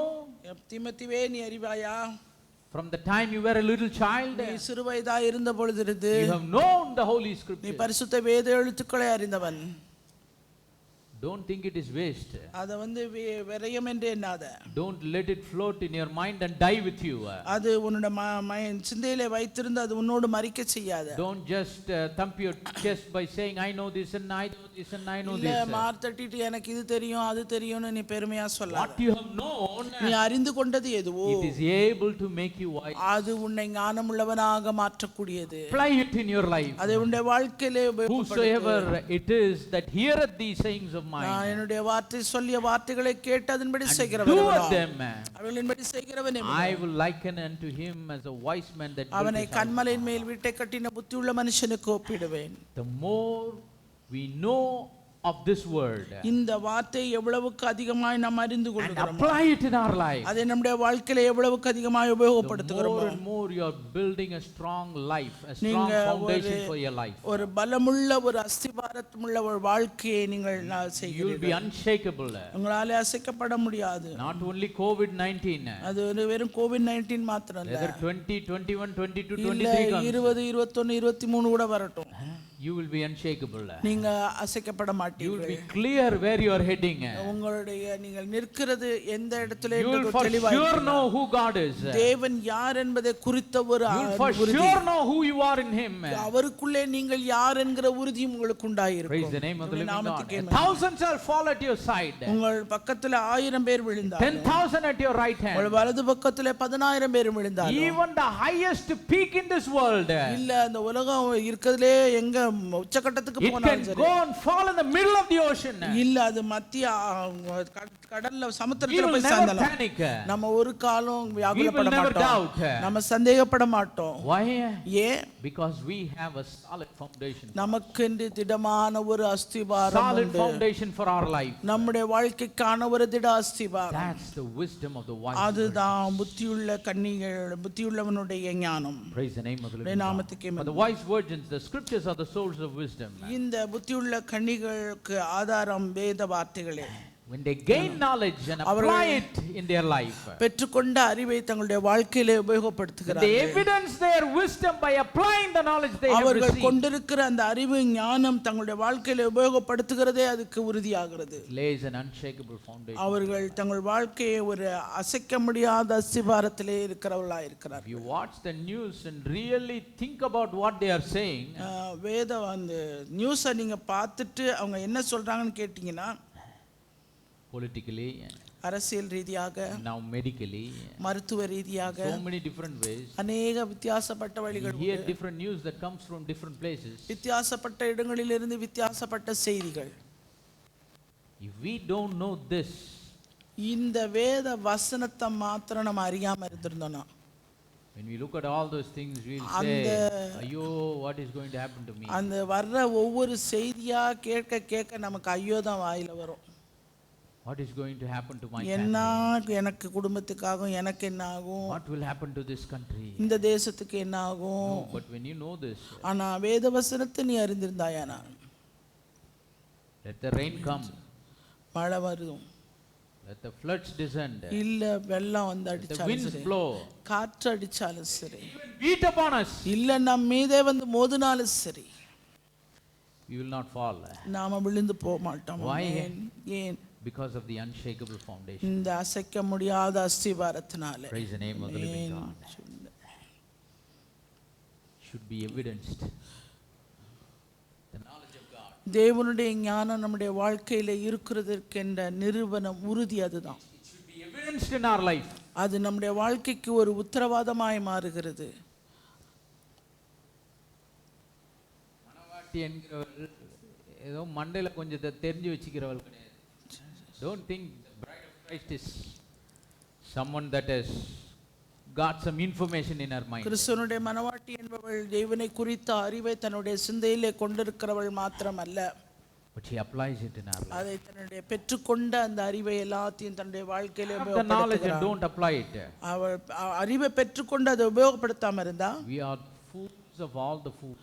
முட்டாள்களெல்லாம் வடிகட்ட முட்டாள் நாம தான். That's why the scripture says, அதைத்தான் வேதவசனம் சொல்லுகிறது. the wise virgins, they had oil in their lamps. புத்தியுள்ள கன்னிகைகள் தங்களுடைய விளக்குகளிலே தீவட்டிகளிலே எண்ணெயும் வைத்திருந்தார்கள். Praise the name of the living God. நாமத்துக்கே மகிமை. Only if oil is there, we can glow. எண்ணெய் இருந்தாதான் எரிய முடியும். See, if you have a lamp, வெளிச்சம் விளக்கு இருக்கிறது என்றால், you don't have any use unless you are able to light the lamp. அந்த விளக்கை நீங்க எரிய வைக்காட்டினா அதனால எந்த ஒரு பிரயோஜனமும் நமக்கு இல்லை. And to light the lamp, you need the oil. அப்படியே விளக்கு எரிய வேண்டுமானால் நமக்கு அதுக்கு என்ன அவசியம்? Praise the name of the living God. நாமத்துக்கே மகிமை. We are the lamp of God. நாம் தேவனுடைய விளக்காய் இருக்கிறோம். But God wants us to glow. தேவன் நம் மூலமாய் பிரகாசிக்க விரும்புகிறார். He wants to light our life with this word. இந்த வார்த்தையின் மூலமாய் நம்முடைய வாழ்க்கை வாழ்ந்து பிரகாசிக்க தேவன் விரும்புகிறார். ஏனென்றால் இந்த வார்த்தை நம்முடைய கால்களுக்கு தீபமும் பாதைக்கு வெளிச்சமும் இருக்கிறது. நாம் கிறிஸ்துவின் மனவாட்டியாய் இருப்போமானால் அவருடைய வார்த்தையின் வெளிச்சமானது நம்முடைய வாழ்க்கைக்குள்ளிருந்து பிரகாசிக்கும்படியாய் அவர் பார்க்க விரும்புகிறார். நம்முடைய வாழ்க்கையின் விளக்கு என்பது கிரியை செய்யக்கூடியவனாக இருக்கும். அது அணைக்கப்பட்ட ஒன்றாய் அல்ல, அது எரிந்து பிரகாசிக்கிற ஒரு விளக்காய் இது காணப்படுகிறது. நாமத்துக்கே மகிமை. When we glow, it should be seen. அது பிரகாசிக்கும் போது அது பார்க்கப்படுகிறதா இருக்கிறது. It should give light to the people that are in this world. இந்த உலகத்தில் இருக்கிற ஜனங்களுக்கு வெளிச்சத்தை கொடுக்கக்கூடியதா இருக்கிறது. It must glow to the people that are in darkness. அந்த இருளில் இருக்கிற ஜனங்களுக்கு அது வெளிச்சமாய் இருக்கும். Jesus said, let your light so shine before men. இயேசு கிறிஸ்து மனுஷர் முன்பாய் உங்கள் வெளிச்சம் பிரகாசிக்கட்டும். அது பிரகாசிக்கட்டும். If it is in switched off mode, how it will shine? அது அணைக்கப்பட்ட ஒரு நிலையில் இருந்தால் எப்படி பிரகாசிக்கும்? If it's shining dim, how it will இல்ல அது மந்தமாய் பிரகாசிச்சா மற்றவரால எப்படி அதை பார்க்க முடியும்? It must glow bright and clear. அது தெளிவாக வெளிச்சமாக பிரகாசிக்கப்பட வேண்டும். The oil is very important. அதற்கு எண்ணெய் மிகவும் அவசியம். Praise the name of the Lord. நாமத்துக்கே மகிமை. If we have to apply the word of God, தேவனுடைய வார்த்தை நம்முடைய வாழ்க்கையிலே உபயோகப்படுத்த வேண்டுமானால் we need to have the oil. முதலாவது நமக்கு என்ன அவசியம்? Only the genuine oil. அந்த உண்மையான எண்ணெய். It will make the lamp to glow without any hindrance. எந்த ஒரு தடையும் இல்லாம விளக்கை எரிய செய்வதற்கான ஒரு எண்ணெய். Not the duplicate oil. இல்ல போலியானதல்ல. Duplicate oil sometimes will shine bright and sometimes சில நேரங்களிலே அந்த போலியானவைகள் என்ன பண்ணும், திடீர்னு பிரகாசிக்கும், சில நேரம் அப்படியே அணைந்து போகும். Oil is genuine. அந்த எண்ணெய் உண்மையானதா இருந்ததுன்னா without any problem, எந்த ஒரு பிரச்சனையும் இல்லாம தடையும் இல்லாம without any hiccups, எந்த ஒரு விட்டு விடாம it will freely glow bright all the time. மந்தமாகாம அது அணைந்து போகாம எந்த நேரமும் எரிந்து பிரகாசிக்கிற விளக்காய் இருக்கும். Maybe the foolish thought they have oil. ஒருவேளை புத்தி இல்லாதவர்கள் அவங்க நினைத்திருக்கலாம் நமக்கும் எண்ணெய் இருக்கிறது என்று. But that's not the good oil. ஆனா அது நல்ல எண்ணெய் கிடையாது. The kind of oil they think they were having in their life, அவங்க கொண்டிருக்கிற தங்களுடைய வாழ்க்கையில பெற்றிருக்கிற அந்த எண்ணெய் என்பது that's not the oil at all in the eyes of God. எண்ணெயே தேவனுடைய பார்வையில எண்ணெயே இல்ல. But the wise, ஆனால் புத்தியுள்ளவர்கள், they had oil in their lamps. அவர்கள் தங்களுடைய தீவட்டிகளிலே எண்ணெய் வைத்திருந்தார்கள். That's why when the bridegroom came, மணவாளன் வந்தபோது the foolish are trying to shine as much as the wise are shining. புத்தியுள்ளவர்களுடைய விளக்கு எரிகிறது, தீவட்டி எரிகிறது போல புத்தியில்லாதவர்களும் தங்கள் தீவட்டிகளை எரிய செய்து கொண்டிருந்தார்கள். But they are not able to. ஆனா அவங்கள விளக்கு எரியல. That's why they are asking, give us of your oil. அதனால புத்தியுள்ளவர்களை பார்த்து உங்க எண்ணெயில எங்களுக்கு கொஞ்சம் தாங்கன்னு கேக்குறாங்க. See, it is the oil that can make our knowledge turn into wisdom. இந்த எண்ணெய் என்பது நம்முடைய அறிவை ஞானமாக மாற்றக்கூடிய ஒன்று. Praise the name of the living God. Only the genuine oil of the Holy Ghost, உண்மையான அந்த ஆவி என்கிற அந்த எண்ணெய் என்கிற அந்த பரிசுத்த ஆவி, it will make the knowledge of God in us, தேவனுடைய அறிவு நமக்குள்ள இருக்கிற தேவனுடைய அறிவை to come into practice, அதை நம்முடைய அனுபவமாக்க கொண்டு வரும். And let that wisdom flow out of us. அது நம்மிலிருந்து அந்த ஞானமானது வெளியே புறப்பட்டு செல்லும். Praise the name of the living God. நாமத்துக்கே மகிமை. See, when you talk about the oil, எண்ணெய் பற்றி பேசும்போது it has got its own attributes, right? அதுக்கென்று சில குணாதிசயங்கள் தன்மைகள் உண்டு. What are some of the attributes of the oil? அந்த எண்ணெயை பற்றிய அந்த தன்மை என்ன? குணாதிசயம் அது திக்கா இருக்கும். It will be gummy. அது ஒற்றக்கூடியதா இருக்கும். It's got high density. அது அடர்த்தியான எண்ணெயா இருக்கும். திரவம் அடர்த்தியான திரவம். Can use for cooking. அது சமையலுக்கு உபயோகப்படுத்தலாம். It can be used for destroying. இல்ல அழிக்கிறதுக்கும் நம்ம உபயோகப்படுத்தலாம். ஆக்கிறதுக்கும் அழிக்கிறதுக்கும். ஏன்னா நெருப்பு எல்லா வேலையும் செய்யும். அந்த நெருப்பு எங்க இருந்து வருது? One of the things the oil does is, என்ன செய்கிற ஒரு காரியம், it can flex the hard things. அது கடினமான காரியங்களை வளைந்து கொடுக்க செய்யும். கடினமா இருக்கிறது என்ன ஆகுது? எண்ணெய் வந்து என்ன ஆகுது? எப்படி சொல்றது? அது வந்து லகுவாக்கி கொடுக்கும். It makes the hard things to become easy. அந்த கடினமான பகுதியை அது சுலபமாக நெகிழ்ச்சி அடைய செய்யும். Let's say you have locked the door. நீங்க ஒரு கதவை லாக் பண்ணியிருக்கிறீங்க. And the lock has been in the locked up mode for several months.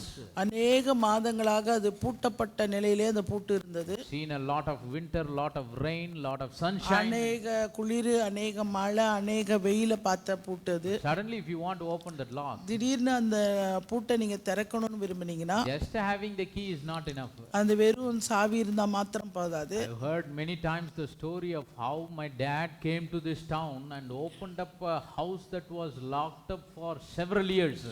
அநேக வருஷங்கள் பூட்டி கிடந்த இங்கே இருந்த ஒரு வீட்டை திறக்க எங்க அப்பா அந்த ஊழியத்துக்கு வந்தபோது என்ன ஆனார்ன்றதை அநேக முறை கேள்விப்பட்டிருக்கிறேன். First purchase that he made ever in this town was oil.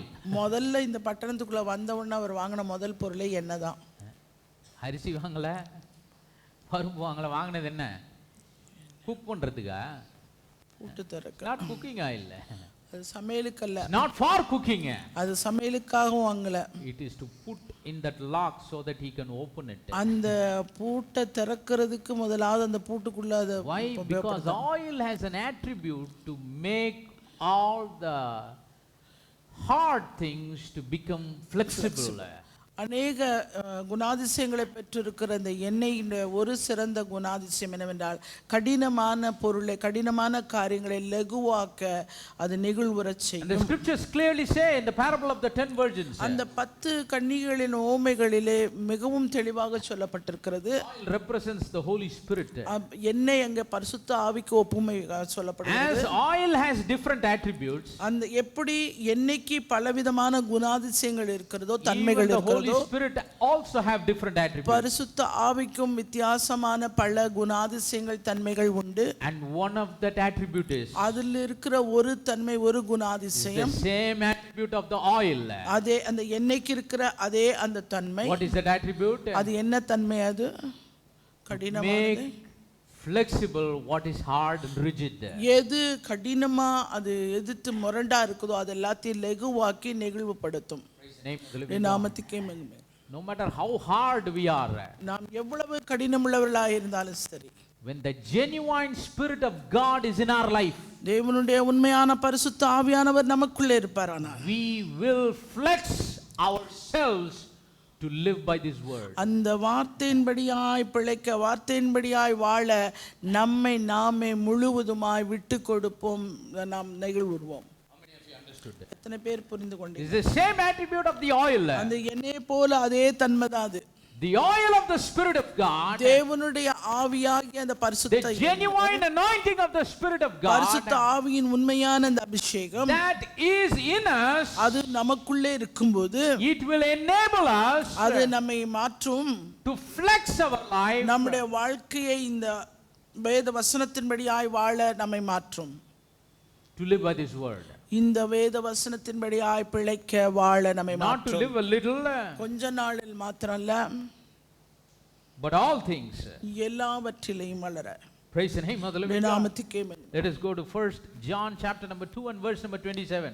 1 யோவான் 2வது அதிகாரம் 27ஆம் வசனம் போதிக்கிறது. Maybe we read the scripture before in this series, இந்த தொடர் போதனையில இதற்கு முன்பா இந்த வேத but now is வசனத்தை the right time to quote the scripture. இப்ப இந்த வேத வசனத்தை வாசிப்பது சரியான ஒரு நேரம். What does it say?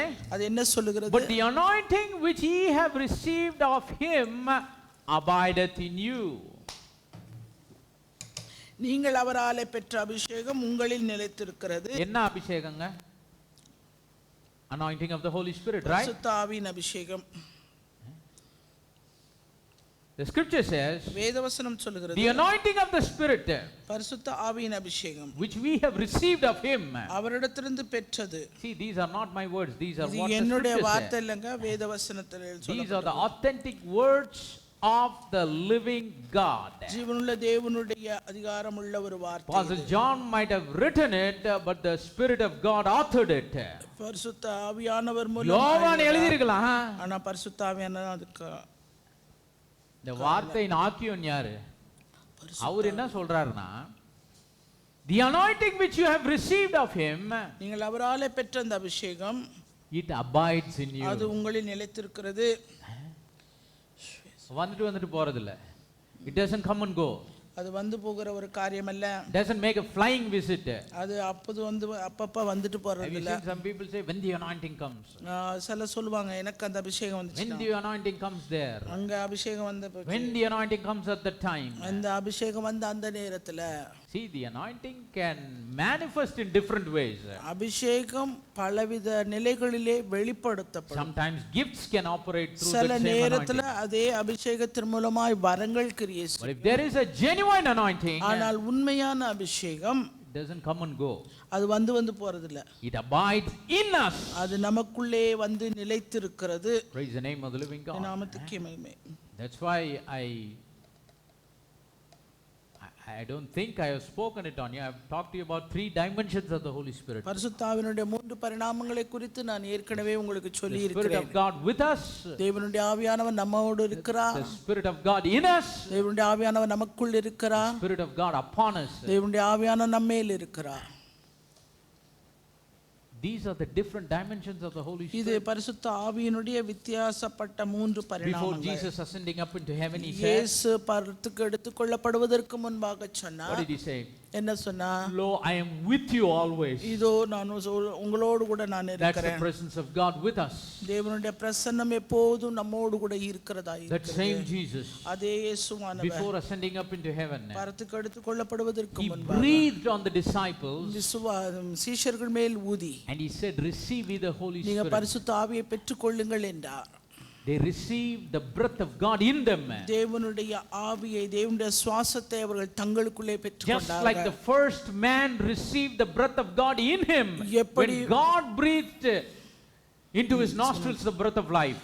எப்படி முதல் மனிதன் ஆதாம் ஜீவ சுவாசத்தை தனக்குள்ளே தேவனிடத்திலிருந்து பெற்றுக்கொண்டானோ அதுபோல Jesus Christ, the last Adam, இரண்டாம் ஆதாமாகிய இயேசு he Kristu breathed on the disciples. சீஷர்கள் மேல் ஊதினார்.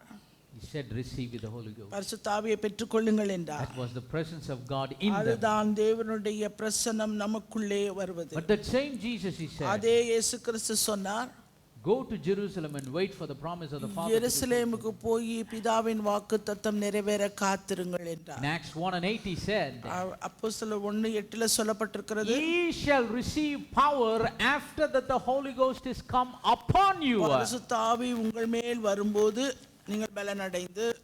It's the presence of God upon our life. தேவனுடைய பிரசன்னமானது நம் மீது வருகிறதா Same Holy Spirit, அதே பரிசுத்த ஆவி but he operates in different dimensions. வித்தியாசப்பட்ட பரிணாமங்களிலே நமக்குள் கிரியை செய்கிறது. அது நம்மோடு கூட இருக்கிறது. He is in us. அவர் நமக்குள் இருக்கிறார். He is upon us. அவர் நம்ம மீது இருக்கிறார். Praise the name of the living God. நாமத்துக்கே மகிமை. But when he is in us, அவர் நமக்குள் இருக்கும்போது, the anointing may be with us, அந்த அபிஷேகம் நம்மோடு கூட இருக்கும்போது, the anointing may be upon us, அந்த அபிஷேகம் நம்மேது இருக்கும்போது, God can work miracle signs and wonders when he is upon us. அவர் நம் மீது இருக்கும்போது நம் மூலமாக अनेक அற்புத அடையாளங்கள் நமக்கு நடைபெறும். But if we have genuinely received the anointing of the Spirit of the living God, ஜீவனுள்ள தேவனுடைய ஆவியின் அபிஷேகத்தை உண்மையாய் நாம் பெற்றிருப்போம். we must experience that anointing in all dimensions. நாம் எல்லா பரிணாமங்களிலும் அந்த ஆவியின் அபிஷேகத்தை நம்மால் உணர Scripture here முடியும். says, the anointing which you have received on him, it abides in you. நீங்கள் அவராலே பெற்ற அபிஷேகம் உங்களில் நிலைத்திருக்கிறது. நிலைத்திருக்கிறதுனா என்ன அர்த்தம்? வந்துட்டு போல அது என்ன இருக்கு? It has taken a permanent residence in us. அது எப்பவுமே நிரந்தரமாய் தங்கி இருக்கிற ஒரு காரியமாய். Like Colossians, the scripture says, Christ in you, the hope of glory. கிறிஸ்துவானவர் மகிமையின் நம்பிக்கையாக உங்களுக்குள் வாசமாய் இருக்கிறார். So what happens when the anointing of the Spirit abides in us? இந்த கிறிஸ்துவினுடைய ஆவியானவர் நமக்குள்ளே வாசமாய் இருக்கும்போது, the scripture says, ye need not that any man teach you. எந்த ஒரு மனுஷனும் யாரும் உங்களுக்கு போதிக்க வேண்டுவதில்லை. But as the same anointing teacheth you of all things. அந்த அபிஷேகம் சகலத்தையும் குறித்து உங்களுக்கு போதிக்கிறது. அந்த அபிஷேகம் என்னத்தை போதிக்குதா? சகலத்தையும் குறித்து. ஆ? சகலத்தையும் தேடி தேடி இங்க கொஞ்சம் அங்க கொஞ்சம் போதிக்காது. என்னத்தை போதிக்குமா? சகலத்தையும் உங்களுக்கு. The genuine anointing of the Spirit that abides in the heart of a believer. ஒரு விசுவாசினுடைய இருதயத்துக்குள்ளே ஆண்டவருடைய ஆவியான உண்மையான ஆவியானவர் தங்கி That இருக்கும்போது anointing teacheth all things. அந்த விசுவாசி பெற்ற அந்த அபிஷேகம், உண்மையான அந்த அபிஷேகமே சகலவற்றையும் போதிக்கிறதா இருக்கிறது. This is the oil the wise virgins had. புத்தியுள்ள கன்னிகைகள் பெற்றிருந்த எண்ணெய் இதுதான். Praise the name of the living God. நாமத்துக்கே மகிமை. They have the oil of the Spirit in them. அவர்களுக்குள்ளே ஆவி என்கிற அந்த எண்ணெயை அவர்கள் கொண்டிருந்தார்கள். That oil is abiding in them. அவர்களுக்குள்ளே அது நிலைத்திருந்தது. It's not running out in them. அவர்களை விட்டு அது வெளியே ஓடி It is like a fountain in them. அவர்களுக்குள்ளே ஒரு ஊற்றாய் இருந்தது. It is teaching them all things. அவர் சகலவற்றையும் குறித்து அவர்களுக்கு போதித்தது. That things that they have been taught is truth and is no lie. அவர்கள் போதிக்கப்பட்ட காரியம் அது சத்தியமாய் இருக்கிறது, அது பொய் அல்ல. Then the scripture says, தொடர்ந்து சொல்கிறது வேதவசனம், even as it hath taught you, ye shall abide in him. அது உங்களுக்கு போதித்தபடியே அவரில் நிலைத்திருப்பீர்களாக. Praise the name of the living God. நாமத்துக்கே மகிமை. அதாவது எண்ணெய் நிலைத்திருந்தால், அபிஷேகம் நிலைத்திருந்தால் நமக்குள் அந்த அபிஷேகம் போதிக்கிற அனைத்தும் நம்மிலே நிலைத்திருக்கும். Praise the name of the living God.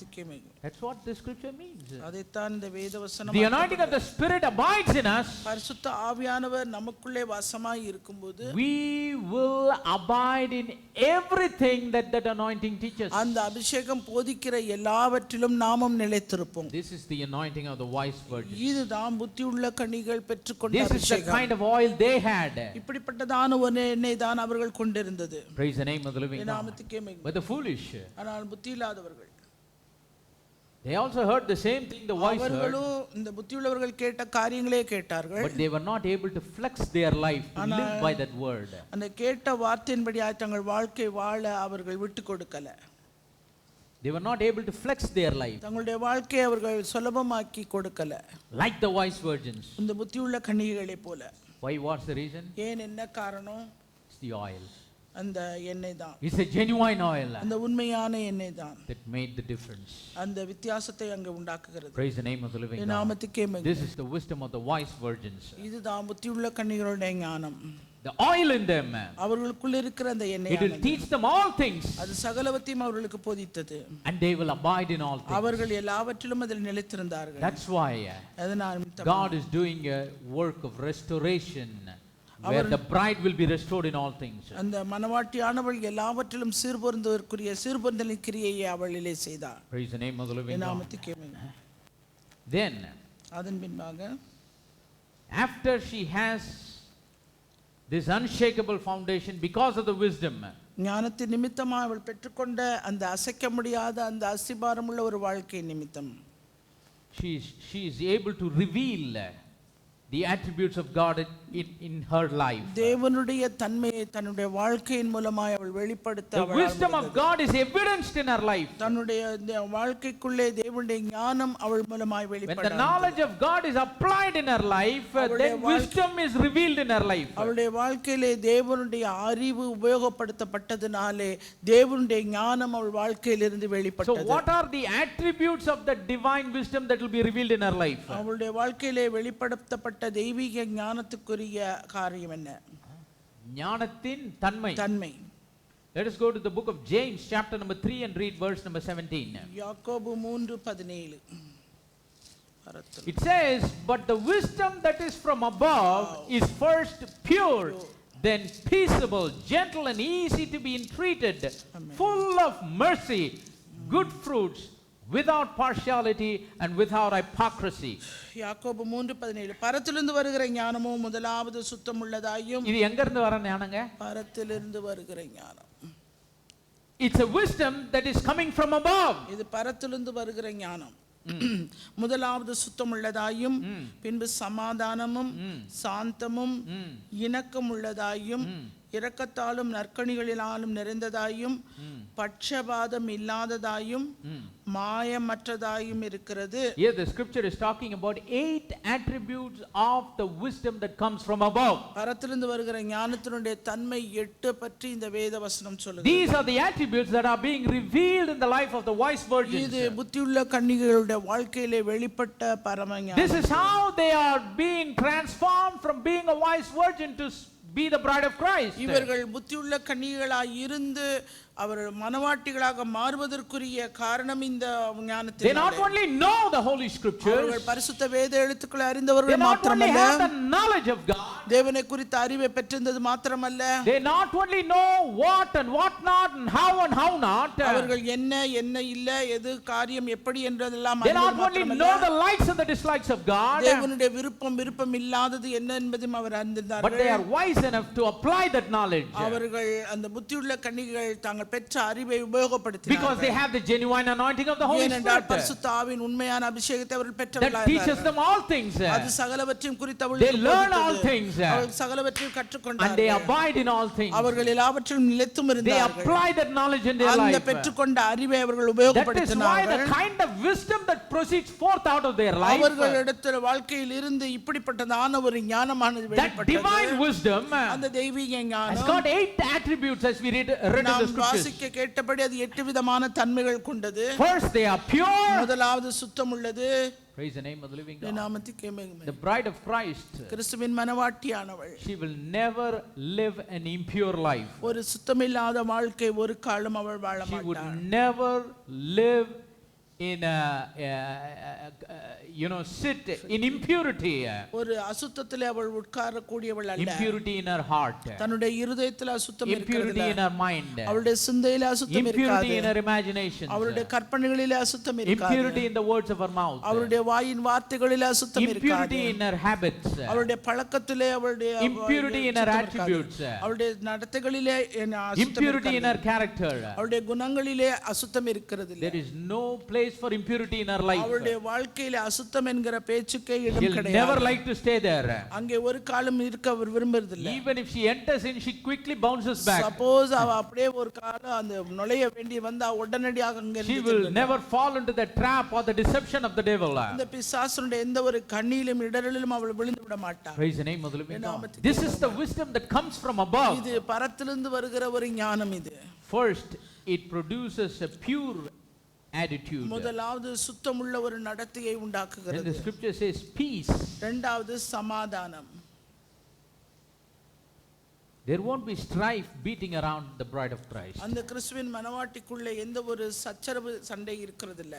There may be storms outside her life, அவளுடைய வாழ்க்கைக்கு வெளியே புயல் but இருக்கலாம். in her, ஆனால் அவளுக்குள்ளேயோ she is having the perfect peace. அவளுக்குள்ளே பூரண சமாதானம் உள்ளவளாய் Jehovah இருப்பாள். Shalom invades her life. அவளுக்குள்ளே தெய்வீக சமாதானம் உடையவளாய் அவள் That's why காணப்படுவாள். that divine peace also அந்த emanate out of her life. அந்த பெற்றிருந்த அந்த தெய்வீக சமாதானம் அவளுடைய வாழ்க்கையிலிருந்து வெளிப்படும். Thirdly, gentle. மூன்றாவது அது சாந்தம் உள்ளவளாய். She won't be harsh, she will be அவள் gentle. ஒரு காலம் அவள் முரட்டாட்டமாய் இருக்கிறதுல சாந்தம் And fourthly, உள்ளவளாய். the scripture says easy to be entreated, நான்காவது இணக்கம் உள்ளவதா.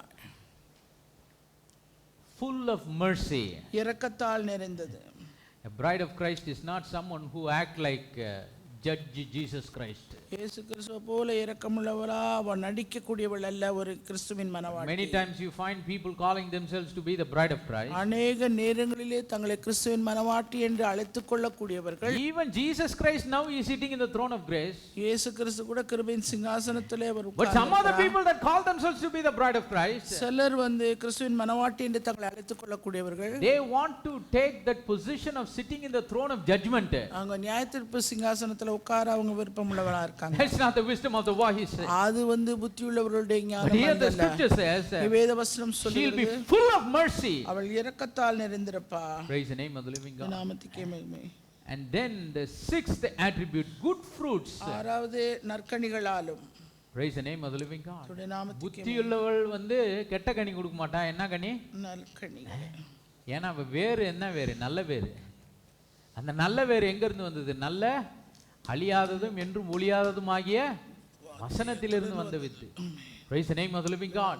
She produces good fruits அவள் நற்கனிகளை because her root is good. ஏனென்றால் அவளுடைய வேர் சரியா இருக்கிறது. How her root is good? அவளுடைய வேர் எப்படி சரியா It இருக்கிறது? came out of the good seed. அது நல்ல வித்திலிருந்து The உண்டானது. incorruptible seed. அழிவில்லாத வித்திலிருந்து The வந்தது. seed that lives and abides forever, which is the word of God. என்றைக்கும் நிற்கிறதும் ஜீவனுள்ளதுமான தேவனுடைய வசனத்திலிருந்து வந்திருக்கிறது. Praise the name of the living God. நாமத்துக்கே மகிமை. Without partiality. பட்சபாதம் இல்லாதவள். There is no partiality in the wisdom of the bride of Christ. கிறிஸ்துவின் மனவாட்டி கொண்டிருக்கிற ஞானத்திலே பாரபட்சம் And also there is no hypocrisy or hypocrisy in the wisdom of the wise virgins. அந்த புத்தியுள்ள கன்னியை பெற்றிருக்கிற ஞானத்திலே மாயமாலம் கிடையாது. These are the attributes, 8 different attributes the scripture talks about. வேத வசனம் The சொல்லுகிறபடி wisdom of God that comes from above to his bride. பரத்திலிருந்து வருகிற தேவனுடைய ஞானம் கிறிஸ்துவின் மனவாட்டிக்கு உண்டாகிற ஞானத்தினுடைய தன்மை 8. Finally, இறுதியாக the wisdom of the wise, அந்த புத்தியுள்ள கன்னியனுடைய ஞானம் it will restore her. அவளை சீர்பொருந்த செய்யும். Praise the name of the living God. நாமத்துக்கே மகிமை. The wisdom of the bride of Christ is the wisdom of restoration. கிறிஸ்துவின் மனவாட்டி பெற்றிருக்கிற ஞானம் அந்த சீர்பொருந்தலின் The ஞானமாகும். target என்ன தெரியுமா? The target of the wisdom of the bride of Christ. அந்த கிறிஸ்துவின் மனவாட்டி கொண்டிருக்கிற இலக்கு என்னவென்றால் அவள் பெற்ற அந்த ஞானத்தின் மூலமாக கிறிஸ்துவை அடைய வேண்டும். The target of the wisdom of the bride of Christ. கிறிஸ்து மனவாட்டியின் ஞானத்தினுடைய இலக்கு. ஞானத்தின் இலக்கு. The wisdom that she has. What is the target of that wisdom of the bride of கொண்டிருக்கிற Christ? அந்த ஞானத்தினுடைய இலக்கு என்ன? It is to make her restore in all things. அவள் எல்லாவற்றிலும் தன்னை சீர்படுத்திக் கொள்ள வேண்டும். That's the scripture that we read from the book of Hosea. ஓசியா தீர்க்கதரிசன புத்தகத்திலே நாம் வாசிக்க கேட்டோமே அந்த வேத Let's வசனம். reread these passage of scriptures before we close. நாம் முடிப்பதற்கு முன்பாக அந்த வேத வசனங்களை வாசித்து முடிப்போம். Hosea chapter number 14, verse number 1. Hosea 14 1 2 9. Here the Lord proclaims, he says, O Israel, return unto the Lord thy God, for thou hast fallen by thine iniquity. இஸ்ரவேலே உன் தேவனாகிய கர்த்தரிடத்தில் திரும்ப, நீ உன் அக்கிரமத்தினால் விழுந்தாய். The Lord gives a clarion call. ஆண்டவர் ஒரு பெருத்த சத்தத்தோடு ஒரு அழைப்பை கொடுக்கிறார். Just like he is giving his word to ask his bride to return back where she belongs. எங்கே அவள் மனவாட்டியானவள் எந்த இடத்துக்கு திரும்பப்பட வேண்டுமோ அந்த இடத்துக்கு திரும்பும்படியாய் அவர் வெளிப்படையான ஒரு அழைப்பை Like கொடுக்கிறார். Jesus prayed, இயேசு ஜெபித்தது போல, Father, glorify me with your glory that I had once before the world began. உலக தோற்றத்துக்கு முன்பாக கொண்டிருந்த அந்த மகிமை கொப்பான அந்த மகிமையிலே நீர் என்னை He மகிமைப்படுத்தும் prayed என்று the prayer சொன்னார். as the Son of God, அவர் தேவனுடைய குமாரனா அந்த ஜெபத்தை so ஏறெடுத்த that போது each and every one of us, the sons and daughters of God, have to pray அவருடைய the same prayer. குமாரரும் குமாரத்திகளுமாய் இருக்கிற நாமும் அபிதமான ஒரு ஜெபத்தை செய்ய That's why வேண்டியவராக he says the same thing. அதே காரியத்தை அவர் சொல்லி Just இருக்கிறார். like he told, O Israel, return unto the Lord thy God. இஸ்ரவேலே உன் தேவனாகிய கர்த்தரிடத்தில் திரும்பு. He now says, come out from among them and be separated. நீ அவர்கள் நடுவிலிருந்து புறப்பட்டு பிரிந்து போய் Touch அசுத்தமான not an தொடாதே. unclean thing. அசுத்தமானதை தொடாதிரு. Separate yourself. உன்னை நீயே வேறு பிரித்துக்கொள். Come back. நீ திரும்பி வா. Return. திரும்பி வா. Praise the name of the living God. நாமத்துக்கே மகிமை. Verse number 2. இரண்டாம் வசனம். Take with you words and turn to the Lord. வார்த்தைகளை கொண்டு கர்த்தரிடத்தில் So திரும்பு. how can we come back? எப்படி நாம் திரும்பி வருவது? How does the Lord call his people to come back to him? தேவன் தம்முடைய ஜனத்தை எப்படி திரும்பி வரும்படி சொல்லுகிறார்? How does he ask us to return back to him and be restored unto him? அவரிடத்திலே திரும்பி எப்படி வந்து சீர்பொருந்தும்படி We have to take the words and be returned back to him. வார்த்தைகளை எடுத்துக்கொண்டு அவரிடத்திலே நாம் திரும்பி வர Because வேண்டும். God's word is a word of restoration. ஏனென்றால் தேவனுடைய வார்த்தையே தேவனுடைய சீர்பொருந்தலின் That's why Apostle Paul, writing in his epistle, he writes அப்போஸ்தலனாகிய பவுல் தன்னுடைய நிருபத்திலே that எழுதுகிறார். God has given us the word of reconciliation. ஆண்டவர் நமக்கு சீர்பொருந்தலின் ஆவியை நமக்கு அவர் And he is கொடுத்திருக்கிறார். doing the ministry of அந்த reconciliation. சீர்பொருந்தலின் ஊழியத்தையும் செய்யும்படி We have to take the word of restoration. சீர்பொருந்தலின் வார்த்தையை நாம் எடுத்துக்கொண்டு அவரிடத்திலே வர வேண்டும். Because that word of restoration, அந்த சீர்பொருந்தலின் வார்த்தையானது it gives us the way as to how we can be நாம் restored back. எப்படி அவரிடத்திலே திரும்பி வர வேண்டும் என்கிறதுக்கான பாதையை How நமக்கு each and every aspect of our life நம்முடைய வாழ்க்கையின் ஒவ்வொரு can அம்சங்களும் turn to the Lord, ஆண்டவரிடத்தில் திரும்பி can கொண்டு வரப்பட return to the வேண்டும். Lord, ஆண்டவருக்கு நேராய் can be திரும்பப்பட restored to வேண்டும். the Lord in all things. ஆண்டவரிடத்தில் எல்லாவற்றிலும் நாம் சீர்பொருந்த The வேண்டும். word is the map. அது வார்த்தை தான் It is வரைபடமாக the இருக்கிறது. guideline. அதுதான் நமக்கு It is வழிகாட்டுகிற the வழி. GPS. அதுதான் நாம் கொண்டிருக்கிற It GPS. shows us the way. அது வழியை நமக்கு We காட்டுகிறதா cannot இருக்கிறது. return to the Lord in any way we want. எந்த விதத்திலும் நாம் விரும்புகிறபடி ஆண்டவரிடத்தில் திரும்பி We வர cannot be முடியாது. restored to the Lord in any way we like. நாம் விரும்புகிறபடியாய் நாம் நம்முடைய வாழ்க்கையை ஆண்டவருக்கு If திருப்பி கொண்டு ever வர someone முடியாது. has to be restored in all things with ஒருவன் him, ஆண்டவரோடு கூட எல்லாவற்றிலும் சீர்பொருந்தி அவரிடத்தில் திரும்பி வரப்பட வேண்டுமானால் take with him the words that God says, அவருடைய வார்த்தையை எடுத்துக்கொண்டு அவரிடத்தில் திரும்பி வர and then வேண்டும். turn to the Lord. அதன் பின்பாக அவரிடத்தில் திரும்ப Praise வேண்டும். the name of the living God and say unto him, அவர் இரண்டாவது take away all iniquity and receive us graciously, so will we render the calves of your lips. தேவரீர் எல்லா அக்கிரமத்தையும் நீக்கி எங்களை தயவாய் அங்கீகரித்தருளும், அப்பொழுது நாங்கள் எங்கள் உதடுகளின் காலைகளை செலுத்துவோம். That's why in the book of Revelation, வெளிப்படுத்தின விசேஷத்தில் each and every message the Lord gave to each and every messenger of the 7 churches in different ages. 7 சபைகளுக்கும் வித்தியாசப்பட்ட காலங்களிலே 7 தூதர்களை கொண்டு சொல்லப்பட்ட அந்த 7 செய்திகளிலும் said repent. மனம் திரும்பு. This is the prayer of repentance. இது மனம் திரும்புதலின் ஜெபம். God says, take the word, ஆண்டவர் சொல்றாரு, வார்த்தையை எடுத்துக்கோ, come back to me என்கிட்ட திரும்பி வா, according to the things that are written in this word. இந்த வார்த்தையில எழுதி இருக்கிறபடியாய் நீ திரும்பி வா.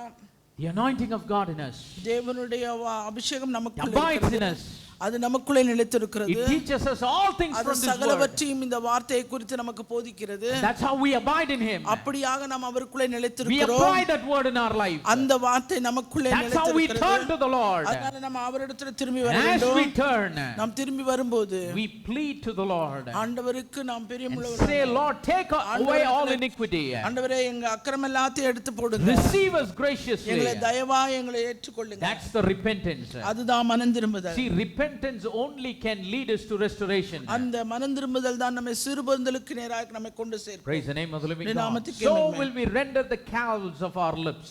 அப்பொழுது நாங்கள் எங்கள் உதடுகளின் காலைகளை செலுத்துவோம். இந்த வேலையை யார் தெரியுமா செய்வா? ஞானமுள்ளவன் தான் செய்வான். That's what verse number 9 says. அதைத்தான் 9ஆம் வசனம் Who சொல்லுகிறது. is wise and he shall understand these things? இவைகளை உணரத்தக்க ஞானமுள்ளவன் யார்? Who is prudent and he shall know them? இவைகளை கிரகிக்கத்தக்க புத்தியுள்ளவன் For யார்? the ways of the Lord are right and the just shall walk in them, but the transgressors shall fall therein. கர்த்தருடைய வழிகள் செம்மையானவைகள், நீதிமான்கள் அவைகளில் நடப்பார்கள், பாதகரோ வென்றால் அவைகளில் இடறி விழுவார்கள். அந்த பாதகர் தான் முட்டாளுங்க.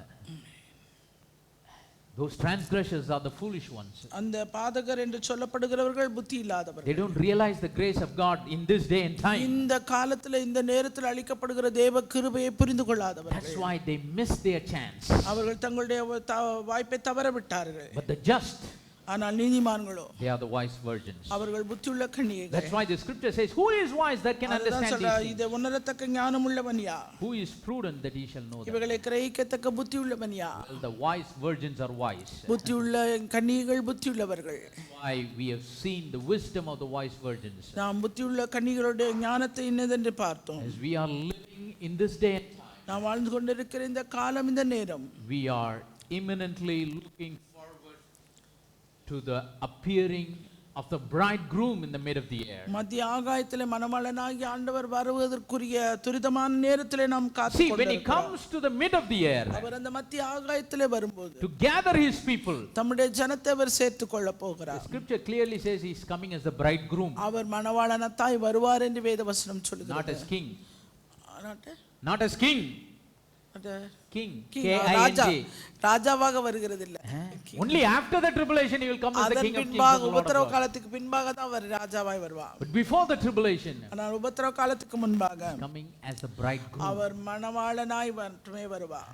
மணவாளன் வந்து யாருக்காக வருவாரு? மணவாட்டிக்காக. மாமியார் மாமனாரெல்லாம் கூட்டின்னு போக வருவாரா? கல்யாணத்துக்கு முன்னாடி மாப்பிள்ளை வீட்டுக்கு வராருன்னா எதுக்காக வராரு? What is the ultimate purpose of his coming? அவர் வருகிறதுக்கான காரணம் என்ன? உண்மையான There can be உண்மையான hundreds and thousands of relatives, his eye is on the bride.